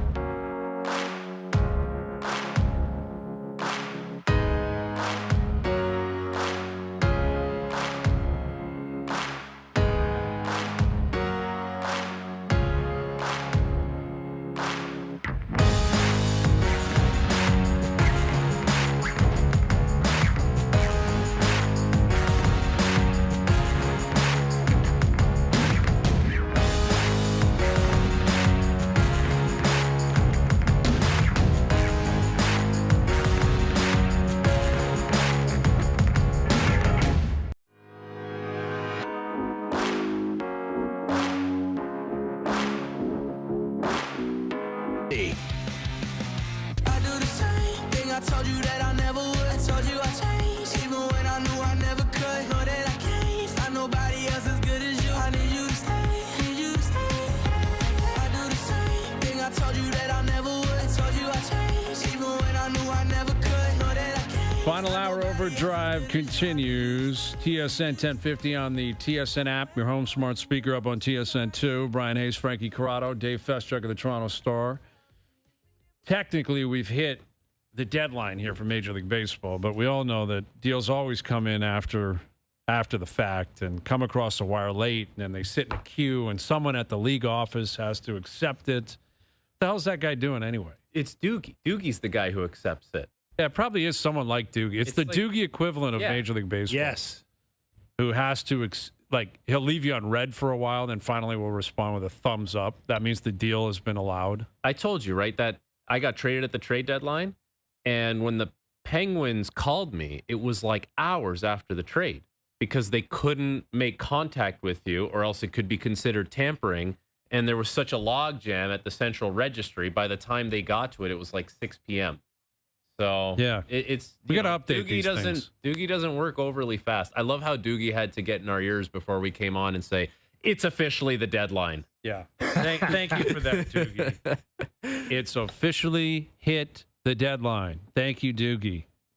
Awesome contribution. Yeah, I love it. Get this guy down to Central, what's it called? Central Registry. Which is also a completely unnecessary name for it. Like, it just tries to make it sound like so much cooler than it has to be. Central Registry, where we register all trades. It does sound quite the cool. department. It's a department. It's the Parks Department of Major League Baseball and major sports. A department. Got to have departments. Yeah. I mean, that's the thing. Like in baseball, there's no real cap compliance. In the NHL, you got to have, you understand it. You got to do the capologist thing where you got to make sure these trades actually pass the cap compliance issue, right? And the teams help you with that. Yeah. Like the teams get notified if they're getting close to the cap. Like there's certain communications from the league. Right. They just don't let you run rogue. Well, and there can be trades that get ugly where some guy got dealt and it turns out he actually has a no trade clause. Was that Dadanoff? Yeah, Dadanoff going to Vegas, Ottawa, whatever. Yeah, and he's like, actually, guys, and they're like, oh, we thought it expired. He's like, no, it didn't. Oops. I have a full no trade or whatever it was. Did they give up the pick this year, or is they doing it next year? I think they got to do it next year. I think it's next year because they're still holding out hope that Bettman's going to say, forget about it. Just take your pick back. Yeah. Right, because I think that was a big part of the new ownership plea was, listen, we're going to step in. We're going to infuse a lot of money and energy into the market. Probably build a new, rink down at LeBreton Flats. We're going to pay $1 billion to take this team. Just give us our pick values are going to go up. Give us our pick back. It was the previous administration, previous ownership. Just leave us alone. And Jerry has basically said no. Yeah, thanks for coming out, Michael Andlauer. Not going to happen. Although I think he'll probably wilt at some point. He did that, remember, with the Kovalchuk penalty against the Devils. I don't think he gave them their pick back necessarily, but he gave them a pick in the first round. Like he gave him the 33rd pick or whatever it was. Yeah, I'm pretty sure I remember that. The Kovalchuk penalty was my draft year. So there was one less draft pick that year. And you can imagine as like a guy who was not guaranteed to get drafted. I'm like, you got to be kidding me. There's one less pick this year. Yep. That is not great. But okay, Ken Rosenthal tweeting out the Blue Jays are acquiring Luis Varland from the Twins. All right. So, this is what we said. The Twins are basically saying, if you call us with any offer, we'll fire up the registry. Like we'll the Twins' home office is basically the registry right now because they've traded Joe Ryan, they traded Duran last night, they've traded Correa down to Houston. So, they're again, like we said, there are deals that are continuing to come in. We don't know exactly what's going the other way, but. The Yankees got another big reliever out of San Fran, that's Doval. Well, you can't fault Camilo the Jays. Doval. The Yankees have loaded up their bullpen. They have, and at the same time, though, you can't fault the Jays for just sitting there and watching and being idle. They've done some things, right? Like they were as active as they probably could have been. The Yankees are always going to be the Yankees. Like they operate at a different wavelength. The Red Sox have been active, but like at least the Jays didn't just sit there and say, "Now we're just going to do it with who we got." They've made some additions, and that I think is all you can ask for. Yeah. Yeah, well, that's it. Like, I'm looking up Varland's stats right now. He's pitched in 49 innings this year. He's got a 2.02 ERA. Like, his numbers are pretty good, a 110 whip. And, he's got a really good strikeout to walk rate right now. Okay. All right. Turn your mic on there. They got Ty France from the Twins as well, who's an infielder. Okay. Who's played quite a bit this season. All right. So there you go. Utility guy. Varland comes in. He's a right-handed reliever that, again, is healthy and pitching, and his numbers are really strong this year. Yeah. So I think we have who's going the other way, right? It sounds Alan like Roden. Alan Roden, who had been pulled out of the lineup by the Bisons the last couple of days. Right. And Kendrys Roja, left-handed pitcher, going the other way. We'll see if there's more involved in that deal. And if the Jays are doing any more between now and whenever the Central Registry is willing to pump it through. So there's another reliever, which is good. That makes you feel good. Yeah. Yeah, again, his numbers are pretty good. We'll catch up with Keith Law in a moment, get his take on what he thinks of Louis Varland. Yeah. Lou Varland. If you went into today with certain boxes that needed to be checked for the Jays, I think they've done a good job of checking them all off, right? Like you have a guy who can be a starter in the rotation if everything goes well, like serious upside. Could be your ace type guy. You get a reliever, and I don't think adding more offense was necessarily on the docket today. So you have to be happy. Like everything had a purpose with what the Jays have done. Yeah, and Varland's a St. Paul guy, so he's like born and raised in Minnie. So this will be a big adjustment for him. But yeah, Varland and France on their way to Toronto. So if that's it, you got Bieber, you got Varland, you got Dominguez in terms of arms, and you bring in France as like a utility guy who can move around your lineup a little bit. Here is senior writer for The Athletic, Keith Law, joining us. How you doing, Keith? Good. How are you? We're doing very well. I guess this is one we're going to throw at you. I don't know if you're aware of this deal yet, but Varland and France coming over from the Twins, and Alan Roden and Kendrys Roja going the other way to Minnesota. What do you make of that move for the Blue Jays? It's a pretty steep price to pay. No, I was not aware of that, actually. I've been busy trying to catch up with some of the deals that happened, I guess, a little bit before that one came down the pipe. Yeah, I'm surprised they gave up on Roden that quickly. They were pretty high on him last offseason. Rojas, obviously pitchers are high risk by their nature, but we haven't seen a lot of really strong prospect returns. We've seen a lot of minor leaguers made, but not a lot of good prospects. So they're two pretty good prospects to give up for role players. Well, in terms of the bigger picture, I guess the big move, the move of substance today was them acquiring Shane Bieber, who's coming off Tommy John, but we're well aware of his resume and his stuff when he's healthy. What do you make of that approach by Ross Atkinson Company going out and getting Shane Bieber? It's just, I wonder to what extent. Obviously, it's a long time, right? But there's comfort in dealing with Cleveland, right? That's clearly a thing for this front office. It's a big bet on Bieber being what he once was. And I just don't think we know. I think it's too soon to know at this point. He's looked fine in his rehab outings. I will say his fastball isn't playing quite as well as it used to. Slider's been pretty good. Obviously, it's their rehab outings. He's not necessarily trying to get every hitter out. He is working on very limited pitch counts, so it is not the ideal way to judge or to scout a player. And I do think there's something to be taken from the fact that slider is an out pitch again, where just the fact that a lot of guys will tell you after they have elbow surgery, the breaking stuff, just throwing the breaking stuff doesn't feel the same, and they don't come. Guys, I think plenty of examples of guys who had really good curveballs that go under the knife. They come out and the curveball's not the same. The fact that the slider and his kind of has some downward curveball-like break to it is still there is a positive. I would just, I heard you guys say maybe he's a potential ace for them. I really would pump the brakes on that because he is just coming back from injury. He's going to have a setback. He's going to be on a limited workload. You hope that's eventually what he returns to. But in the short term, I'm not expecting him to win as much. So in this deal that just happened, Keith, and the Jays acquire the centerpiece of the deal is Louis Varland, who has electric stuff out of the bullpen, throws 99+ plus. What do you make of his potential to fill out the Blue Jays bullpen? He's a good late-game relief option. The Twins messed around forever, wasted a lot of time trying to make him a starter. There's no chance he could do that. He's a right-handed pitcher who's had terrible trouble, at least when he was a starter, just getting lefties out, keeping them in the ball, and just generally had a problem keeping guys in the ballpark. That has been better since he moved to the bullpen. I think that he can be kind of I'd say high leverage. I don't really care as much about he's a closer, he's a setup man. If he's someone you can bring in a tight game in the later innings, doesn't matter what innings it is. And one thing I do like about him, you mentioned the power stuff, is absolutely true, but if you look, he doesn't strike out as many guys as you expect for a guy throwing 100. The thing that impresses me is he doesn't walk that. We have just drifted into this era where we want pitch shapes. We want guys with electric stuff. And I like those guys too, because they miss bats. And obviously, if a hitter doesn't make contact, nothing really bad can happen. But I also appreciate the fact there's a place for a guy in the later innings who doesn't walk anyone, who avoids the free passes. And if you ask a lot of managers, they'll tell you that's the thing they want the most later in games. So I do appreciate that he does that. I think he helps them. My initial reaction was, they're paying a lot in terms of prospects for a guy who is going to throw 20 innings for them the rest of the season.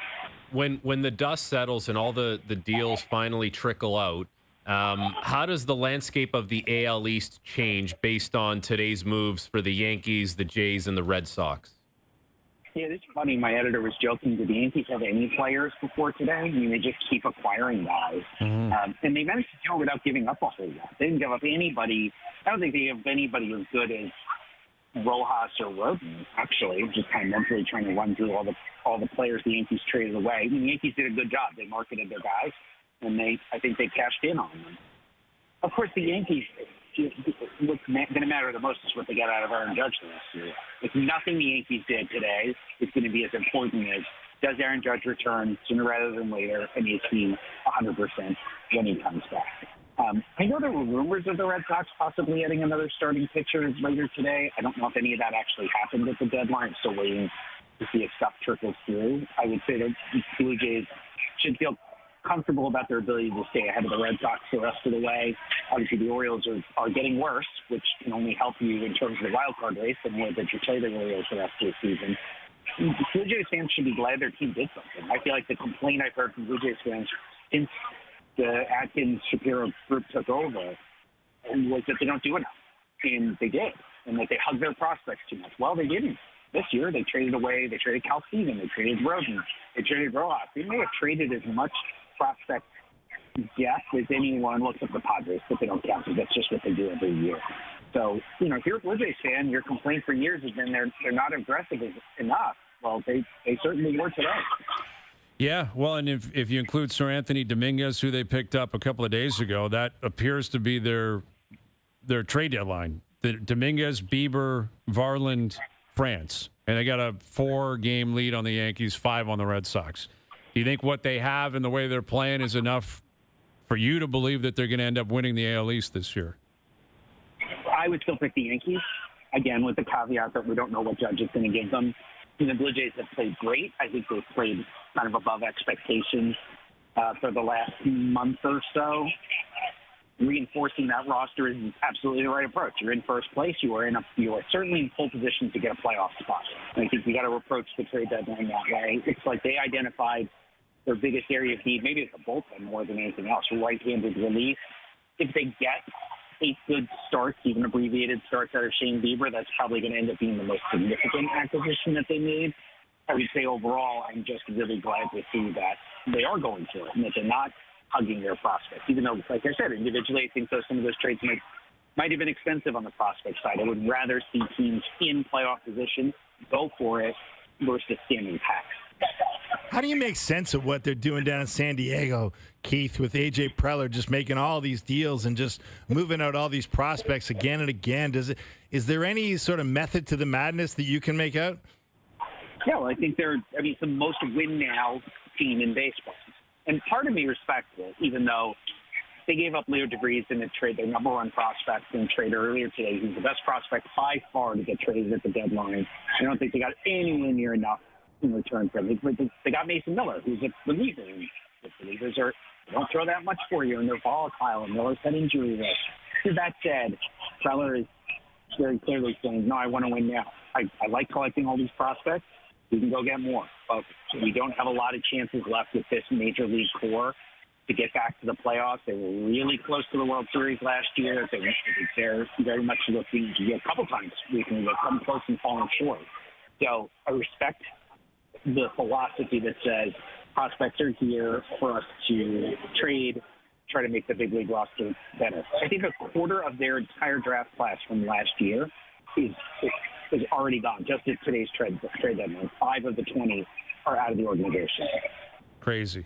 There's still deals trickling in. It's going to be an active night, active stretch run. You'll be all over like always. Thank you, Keith. Appreciate it. Yep, my pleasure.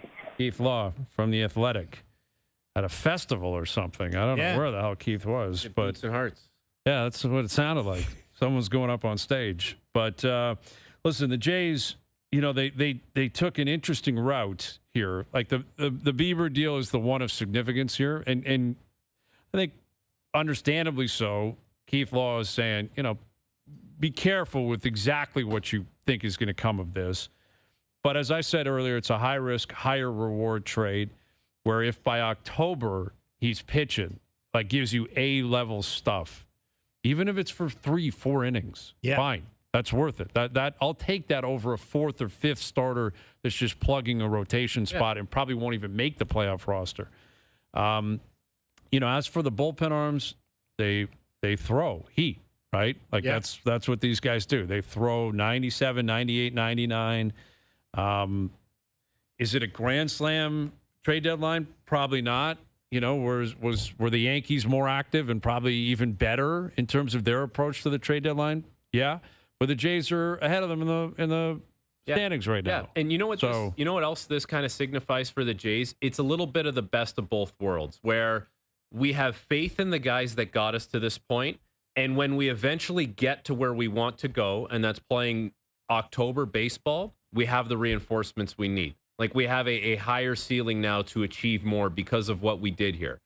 It's not like Shane Bieber's not the help right now, but there's a lot of faith that this team can get to a position where having a guy like Shane Bieber is eventually going to matter for them. Well, that's a great point, Frankie. I think that's very true.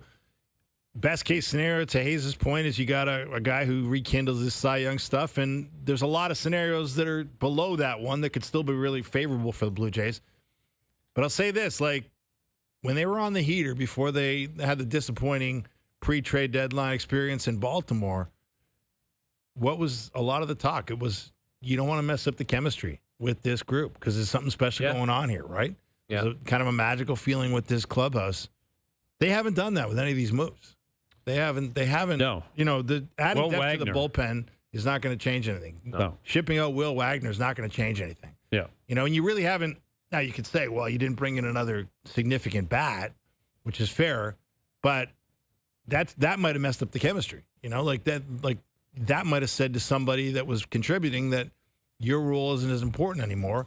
And right now, for good or for bad, that hasn't happened. Yeah, and there was really only like 1 or 2 true like power bats available that were going to like change the kind of tides of a lineup. Right. And I don't think they were in a position to pay those prices. So, yeah, you're right. I mean, in terms of this culture that they've built, how much you want to put into that, how much it's worth down the stretch, we'll find out. But they have not rocked the boat on that front. And in terms of their top prospects, like Niemela's still here, Yasevich is still here, Tiedemann's still here. Rojas was a pretty highly touted prospect, and they just traded him to Minnesota. Yeah, top 5. So there's a guy, and that's the thing. Like, Keith Law is a prospects guy. Like, that's what Keith does. Keith is big into the draft, big into the systems, big into the farm. So, guys like that will lean more conservatively. Like, the 20-year-old, you can't give that guy up. The 21-year-old. I think the Jays are in a position where they had to bring in live arms. They had to bring in guys. They had to give this team a boost, and I think they've done that to an extent. Yeah, but they're not. They could have been way more active. They could have gotten talking better, but they didn't. Yeah, but they didn't just stand pat. No, and they're also not operating like the Padres do. Like, And this front office was never going to operate that way. We know that from the moment they got here. They very much value having prospects. And yeah, they get to keep their top guys. They make some additions to the clubhouse and some things that can make them a better team. And you still keep in mind that this is the group that got you here. Like, they've gotten you to this point. So they do get a chance to continue rolling with it. And the Jays are going to be successful. They're always, all these teams, any sport, they're going to be successful because the core guys are the best guys. And that's no different with baseball, basketball, hockey, anything else. Exactly. Just like Keith was saying, nothing the Yankees could do today is going to be more important than what happens with Aaron Judge. Yep. Is he healthy? Is he going to be able to mash like he mashes and play the outfield so they don't have to put Giancarlo Stanton in the outfield? And that's the most important thing for the Yankees, just to your point, Frankie, as the guys who are hot stay hot for the Blue Jays. And that's it's as simple as that. Bichette, hit with runners in scoring position. Yeah. Vladdy, if you're not going to hit home runs, make sure you're having meaningful at-bats and you're getting walks and you're getting on base. Like, all those things still matter. They still have to play great fundamental baseball at the core level.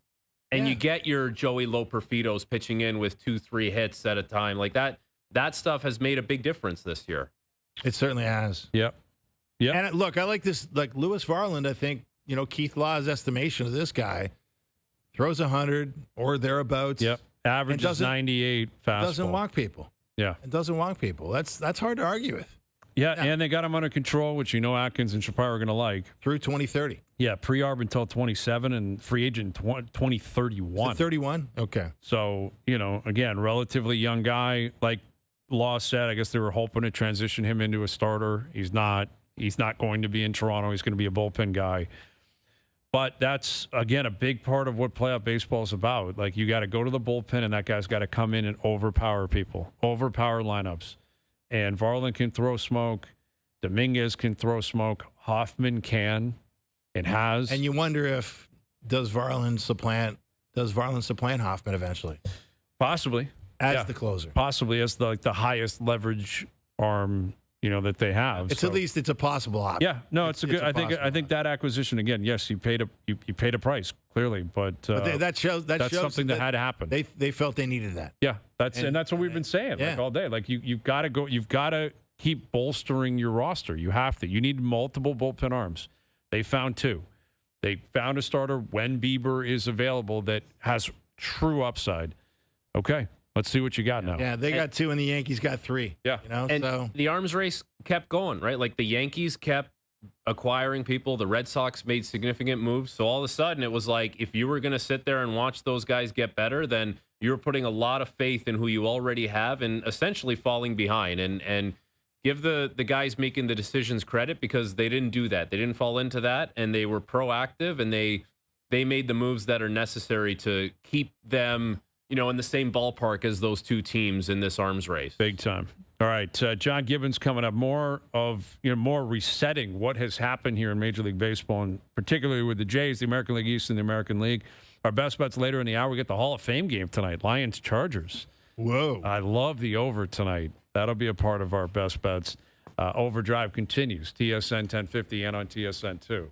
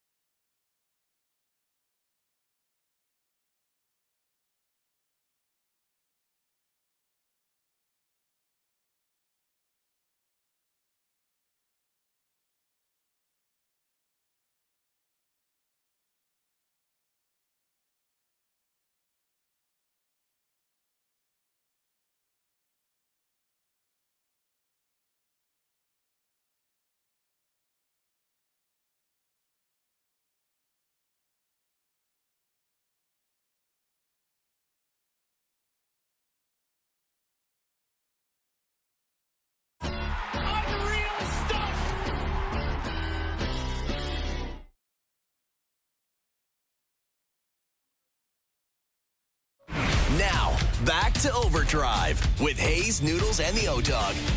I told you long ago on the road, I got what they waiting for.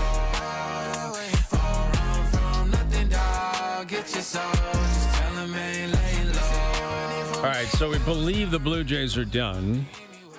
And this is basically what's come in and what's gone out. Shane Bieber, Sir Anthony Dominguez, Louis Varland, Ty France, Valenzuela, who's a depth catcher, AA, AAA catcher, likely won't play for the Jays.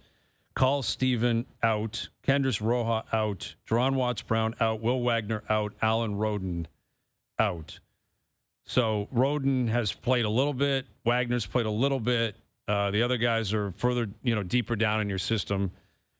And Bieber, when healthy, will pitch. Dominguez is already pitching. Varland's going to step in and pitch. France is a utility guy. So you've added 4 guys to your roster, and you haven't really taken anyone out that you thought was going to be here on a permanent basis.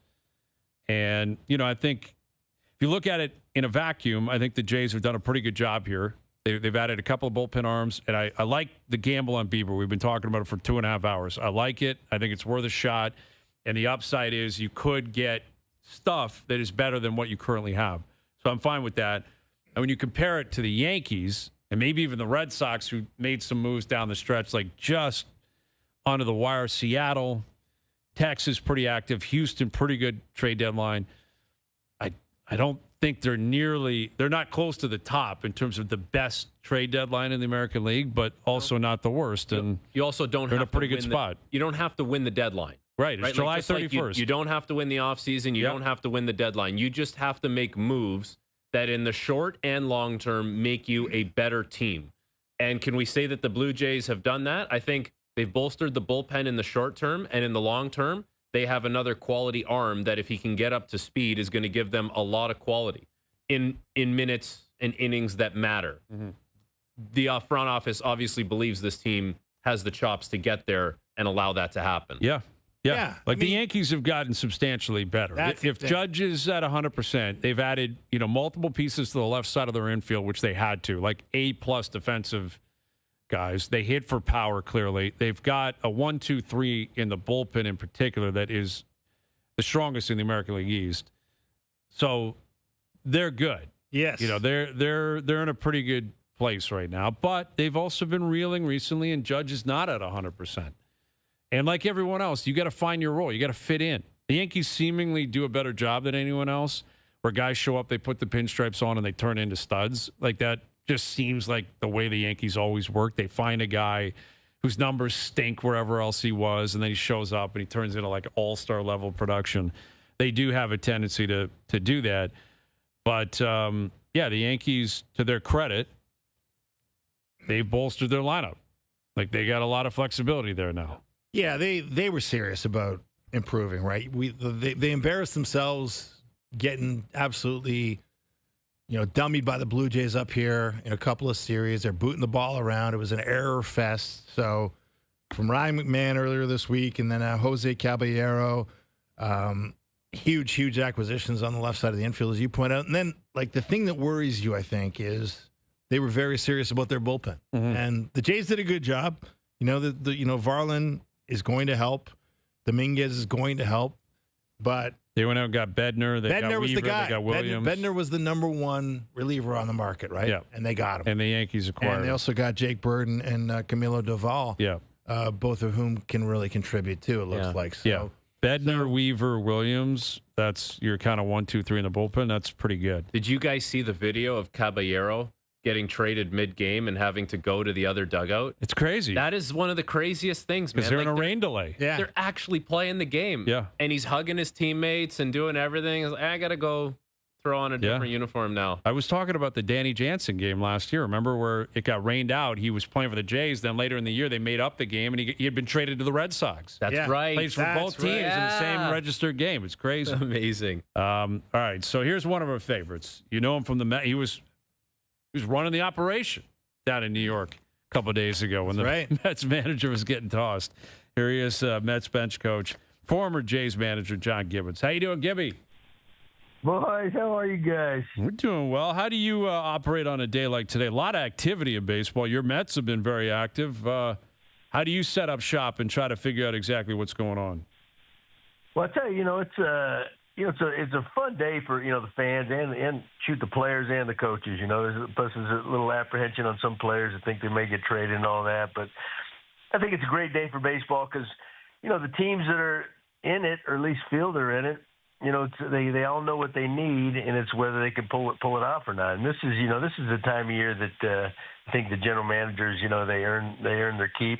What they do with the teams, and we were pretty active down here. We needed to do something with our bullpen to strengthen that a little bit, and of course we also picked up an old nemesis of your guys, Mullins from Baltimore, to help us out in the outfield. So good day, or at least good week for the Mets the last few days. Absolutely. Gibby, you get to certain points in the season, it can become like a little bit mundane, but the trade deadline comes and goes, and if your team makes some significant moves, like what's the feeling in the clubhouse around that? Is there a little bit of like a reinvigoration? Is there a little juice within the coach's office? Like what's the feeling like on a day like, let's say tomorrow, when everyone regroups and they're back at it, or even tonight?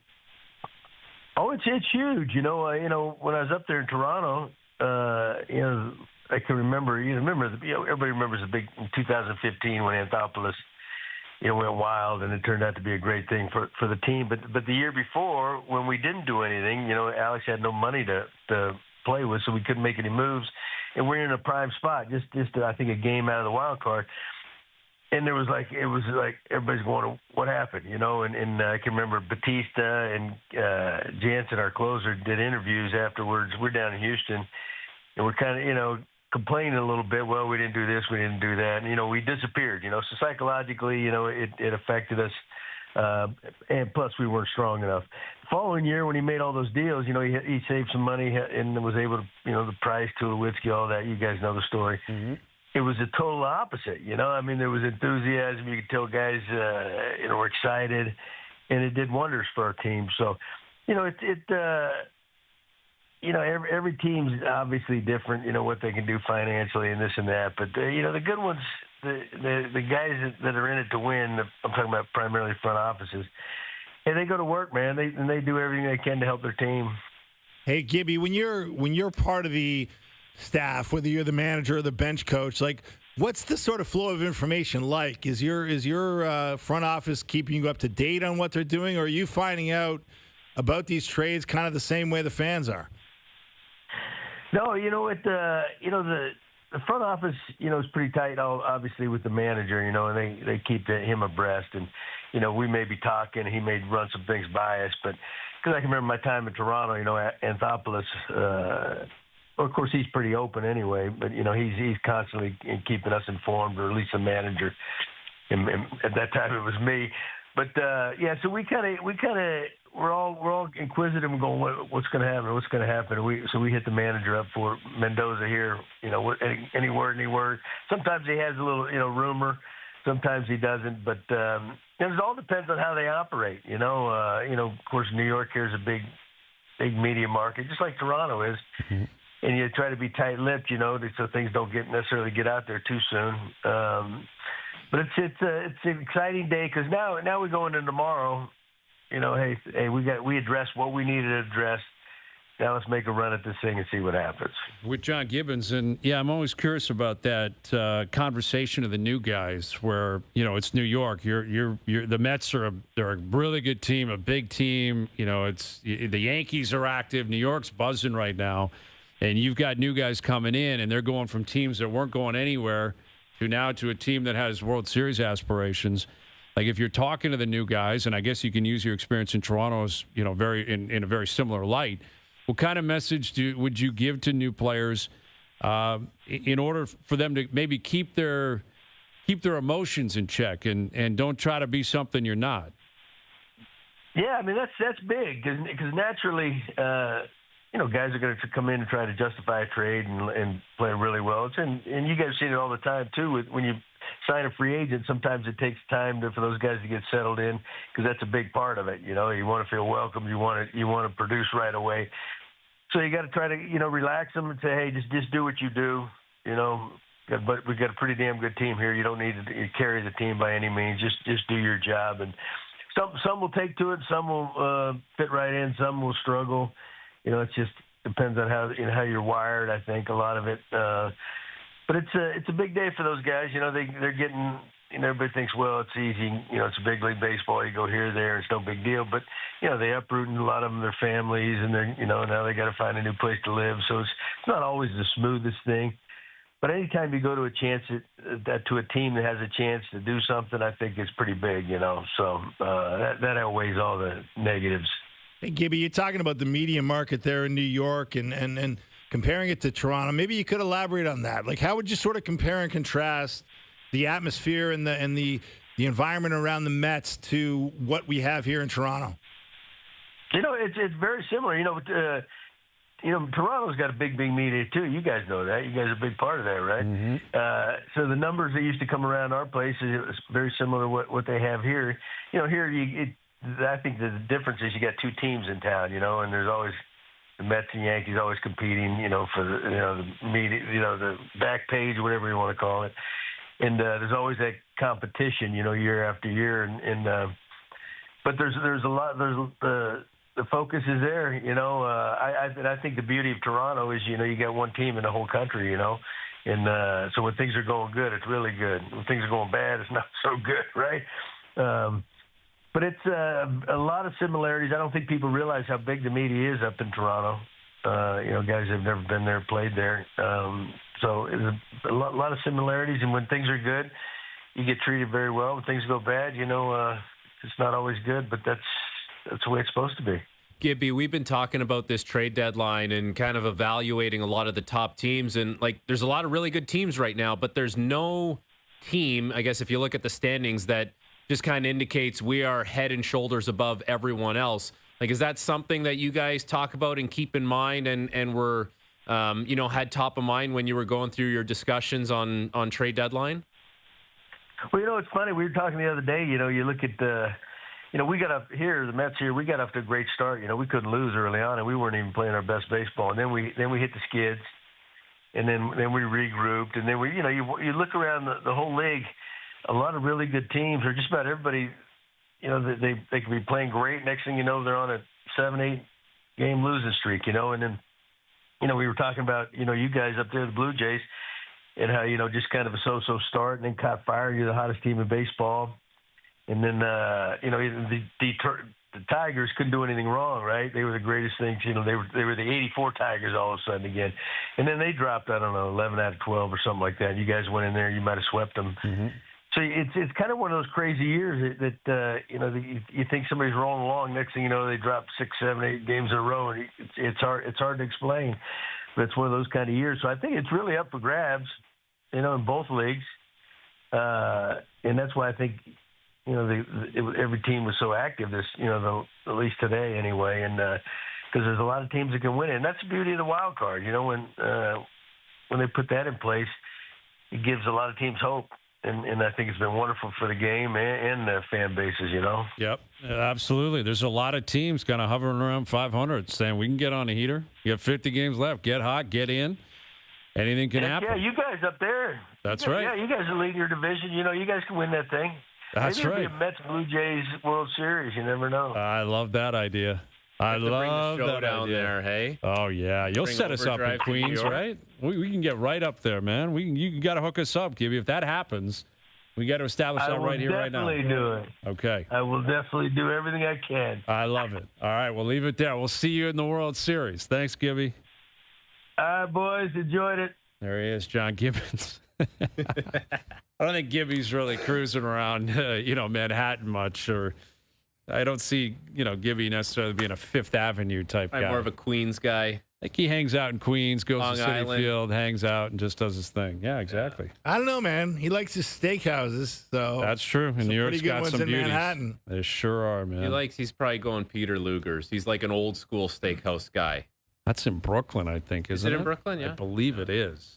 Hipster Brooklyn. That's where it is. Hipster Brooklyn. I'm I not gotta sure, get back I'm to not New sure. York. Gibby's not a hipster Brooklyn guy. I don't see him being no. hipster. No. I don't see Gibby growing a mustache and putting on a top hat to go grab a steak.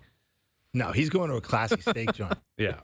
He's got some What'd you say? A mustache and a top mustache hat? and a top hat. Is that what hipsters wear now? Yeah, that's. I feel like hipsters have like weird short shorts, high socks, Yes. like skater shoes, Yeah. and like a weird hat that's too big for their heads, and like a thin mustache. Yeah. And lots of tats. Yeah, and there's tats. Yeah, back tattoos that possibly have been covered up. Possibly, yeah. Well, will be one day. Not quite yet. Not quite yet. Yeah, I don't know if Gibby's necessarily doing that, but anything is possible. Anything is possible. Jays, Mets, OverDrive down in New York, that'd be Queens. phenomenal. Whoa. Get me New back to York. New York. I haven't been to New York in a while. I got to People get back just down there. walking by, spitting on the set. Oh, they would hate us down there, too. Hate it. Just hate us. It'd be great, though. It would be an incredible atmosphere. Doing a Toronto show outside of Citi Field in the World Series. I don't even. Is it in Queens? I don't even know. It where is. Yeah, it is. Yeah. It is. It's in Queens. Flushing Meadow. It's in the middle of a parking lot. There's not much Yeah, around. there's nothing out there. It's just like it's right by where the U.S. Open is. Okay. Yeah. Yeah. Beautiful stadium, though. Great stadium. Yeah. Yeah. Really good one. Yeah, it's weird that like the Yankees are in the Bronx and the Mets are in Queens, but Gibby all will good. set you up. Gibby will set us up. Get you set. Absolutely. All right, Best Bets powered by FanDuel coming up. We'll recap what's been a very, very active and busy afternoon for the Jays and basically every other contending team in baseball. OverDrive continues. TSN 1050 and on TSN 2.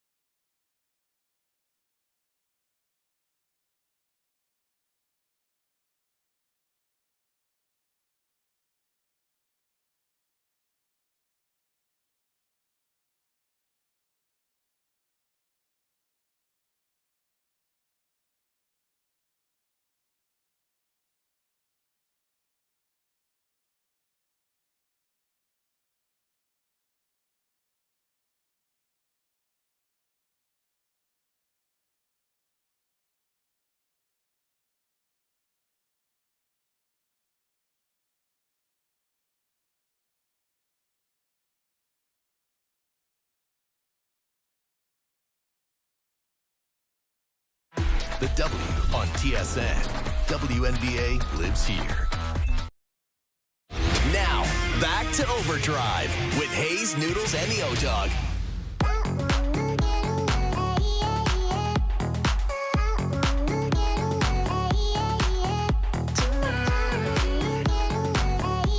All right, Best Bets powered by FanDuel. Make your picks and assemble a same-game parlay in seconds on the FanDuel Sportsbook app.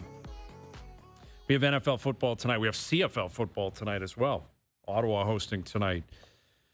That means we're going to have football like every Thursday for the next 6 months. It's a beautiful How thing. happy are you? I am very happy, and I am going to hammer the over tonight. Totals are always low, especially early in training camp. Totals 33.5. 21-17 tonight? Yeah, 21-17. Okay. Give me that. 23-13. I can see it. Give me the over. I'm on the over tonight. Chargers-Lions. I think both teams are going to run the ball. I think they're both going to punch in multiple touchdowns. Dude, I'm going to roll with you. I'm on the just over like tonight. yesterday. Yes. And we lost. That's fine. We Shohei lost. jammed us. Yeah, he jammed us big time in the first inning. Yeah. I thought that was a lock. 6 up, 6 down. Shohei Ohtani. Can't ever rely on that guy. No. Just can't rely on Shohei. What a bust. But yeah, I'm on the over tonight. 33.5. That's the total on FanDuel. Best I'm Bets in. powered by FanDuel. Same game parlays this NFL season now include passing touchdowns and receptions on the FanDuel Sportsbook app. Please play responsibly. 18 plus. Physically located in Ontario. It is a beautiful thing that the NFL is playing games again. It happens quickly. Like now we're past the MLB trade deadline, which takes up so much oxygen really throughout the whole month. There's so much focus on it, and it's happened. And the Jays made multiple moves today. But now it's the stretch run. Now you got 2 months left until you're into the playoffs. You got the NFL that's cooking. You're almost into a point of the CFL season where they always say, Labor Day is when the season really begins. That's a month away. Yeah. Labor Day's September 1st this year, I believe. That's right. Yeah. So it's a month tomorrow. It's quick. Out of 5, what's your grading on today's trade deadline for the Jays? Jays Out of 5. I'll say 3.5 out of 5. I think that's Which I think appropriate. is pretty good. It wasn't, I think pretty wasn't good. a home run. It wasn't 5 out of 5. They but didn't it was go all in. It was not an atrocity. Yes. It's not like they sat there and said, we're not going to give up prospects. We're not going to give up anything, and we're just going to roll the dice and see how it goes. They did stuff. Yeah. They did, one move that is quite significant. Shane Bieber. Yeah. Yep. And Presuming health. Yes. And Clearly. some other things that will certainly help them. But I think 3.5 is very appropriate. Listen, Louis Varland, who they picked up from the Twins, 49 innings pitched this year. He's got a 2.02 ERA, 47 strikeouts. So Throws heat. Yeah, he throws heat, strikes out a lot of guys, doesn't give up much. Varland comes in, Dominguez comes in, and Bieber, will see him in probably 2 or 3 weeks and see what he's got. And then Ty France is the only bat they get. Was an all-star a few years ago. Not playing up to those capabilities lately. Had 20 home runs, I think, at his height. I'm fine with that. Like, I'm fine with them not, going and getting Stephen Kwan or something like that. I'm fine with the roster that they have. They have flexibility. They're hitting for power. They are manufacturing runs. Yeah. Like they've done a really good job of that the last month and a half. It's always got about bodies. the arms. They got a lot of bodies. They got a lot of guys that they already have. And Varsho's coming back. Exactly. At some point, Varsho's coming back. I don't think you can count on Santander, but He could come back. You never know. It's possible. I mean, but I think 3.5 is a decent grade. I think it might be a little lower than that, only because the Yankees did so much and so well. The Yankees have a bullpen that is very formidable. Like that's what they have now. Again, Garrett Cole's not coming back this year. No, they got Fried, they got Rodon. They got to figure out who's going to be their third starter there that they can really commit to and really believe in. But you got a great bullpen there. If Judge returns to health and is at 100%, there's no one better, clearly. But he's got to prove himself in the playoffs still. Juan Soto's not there anymore. That's right. Right? So, the Yankees are always going to scare you because they got that aura of being the Yankees. But I think the Jays can compete with them. I think the Jays are still better than the Red Sox. Red Sox made some pretty good acquisitions. Yeah. But, it's all these teams. It's not just the Yankees. Houston got better. Yeah. Seattle got better. The Rangers got better. The Red Sox got better. They all got better. The Rays. The Rays got better. Yeah. So everyone got better. The Jays got better. Maybe not as much as 2 or 3 of the other teams that they're competing with, but I think they're kind of middle of the pack in terms of the moves that they made. The Jays they're going to have this series now against Kansas City. And you like to throw a tweet out just to kind of update the status of where things are at.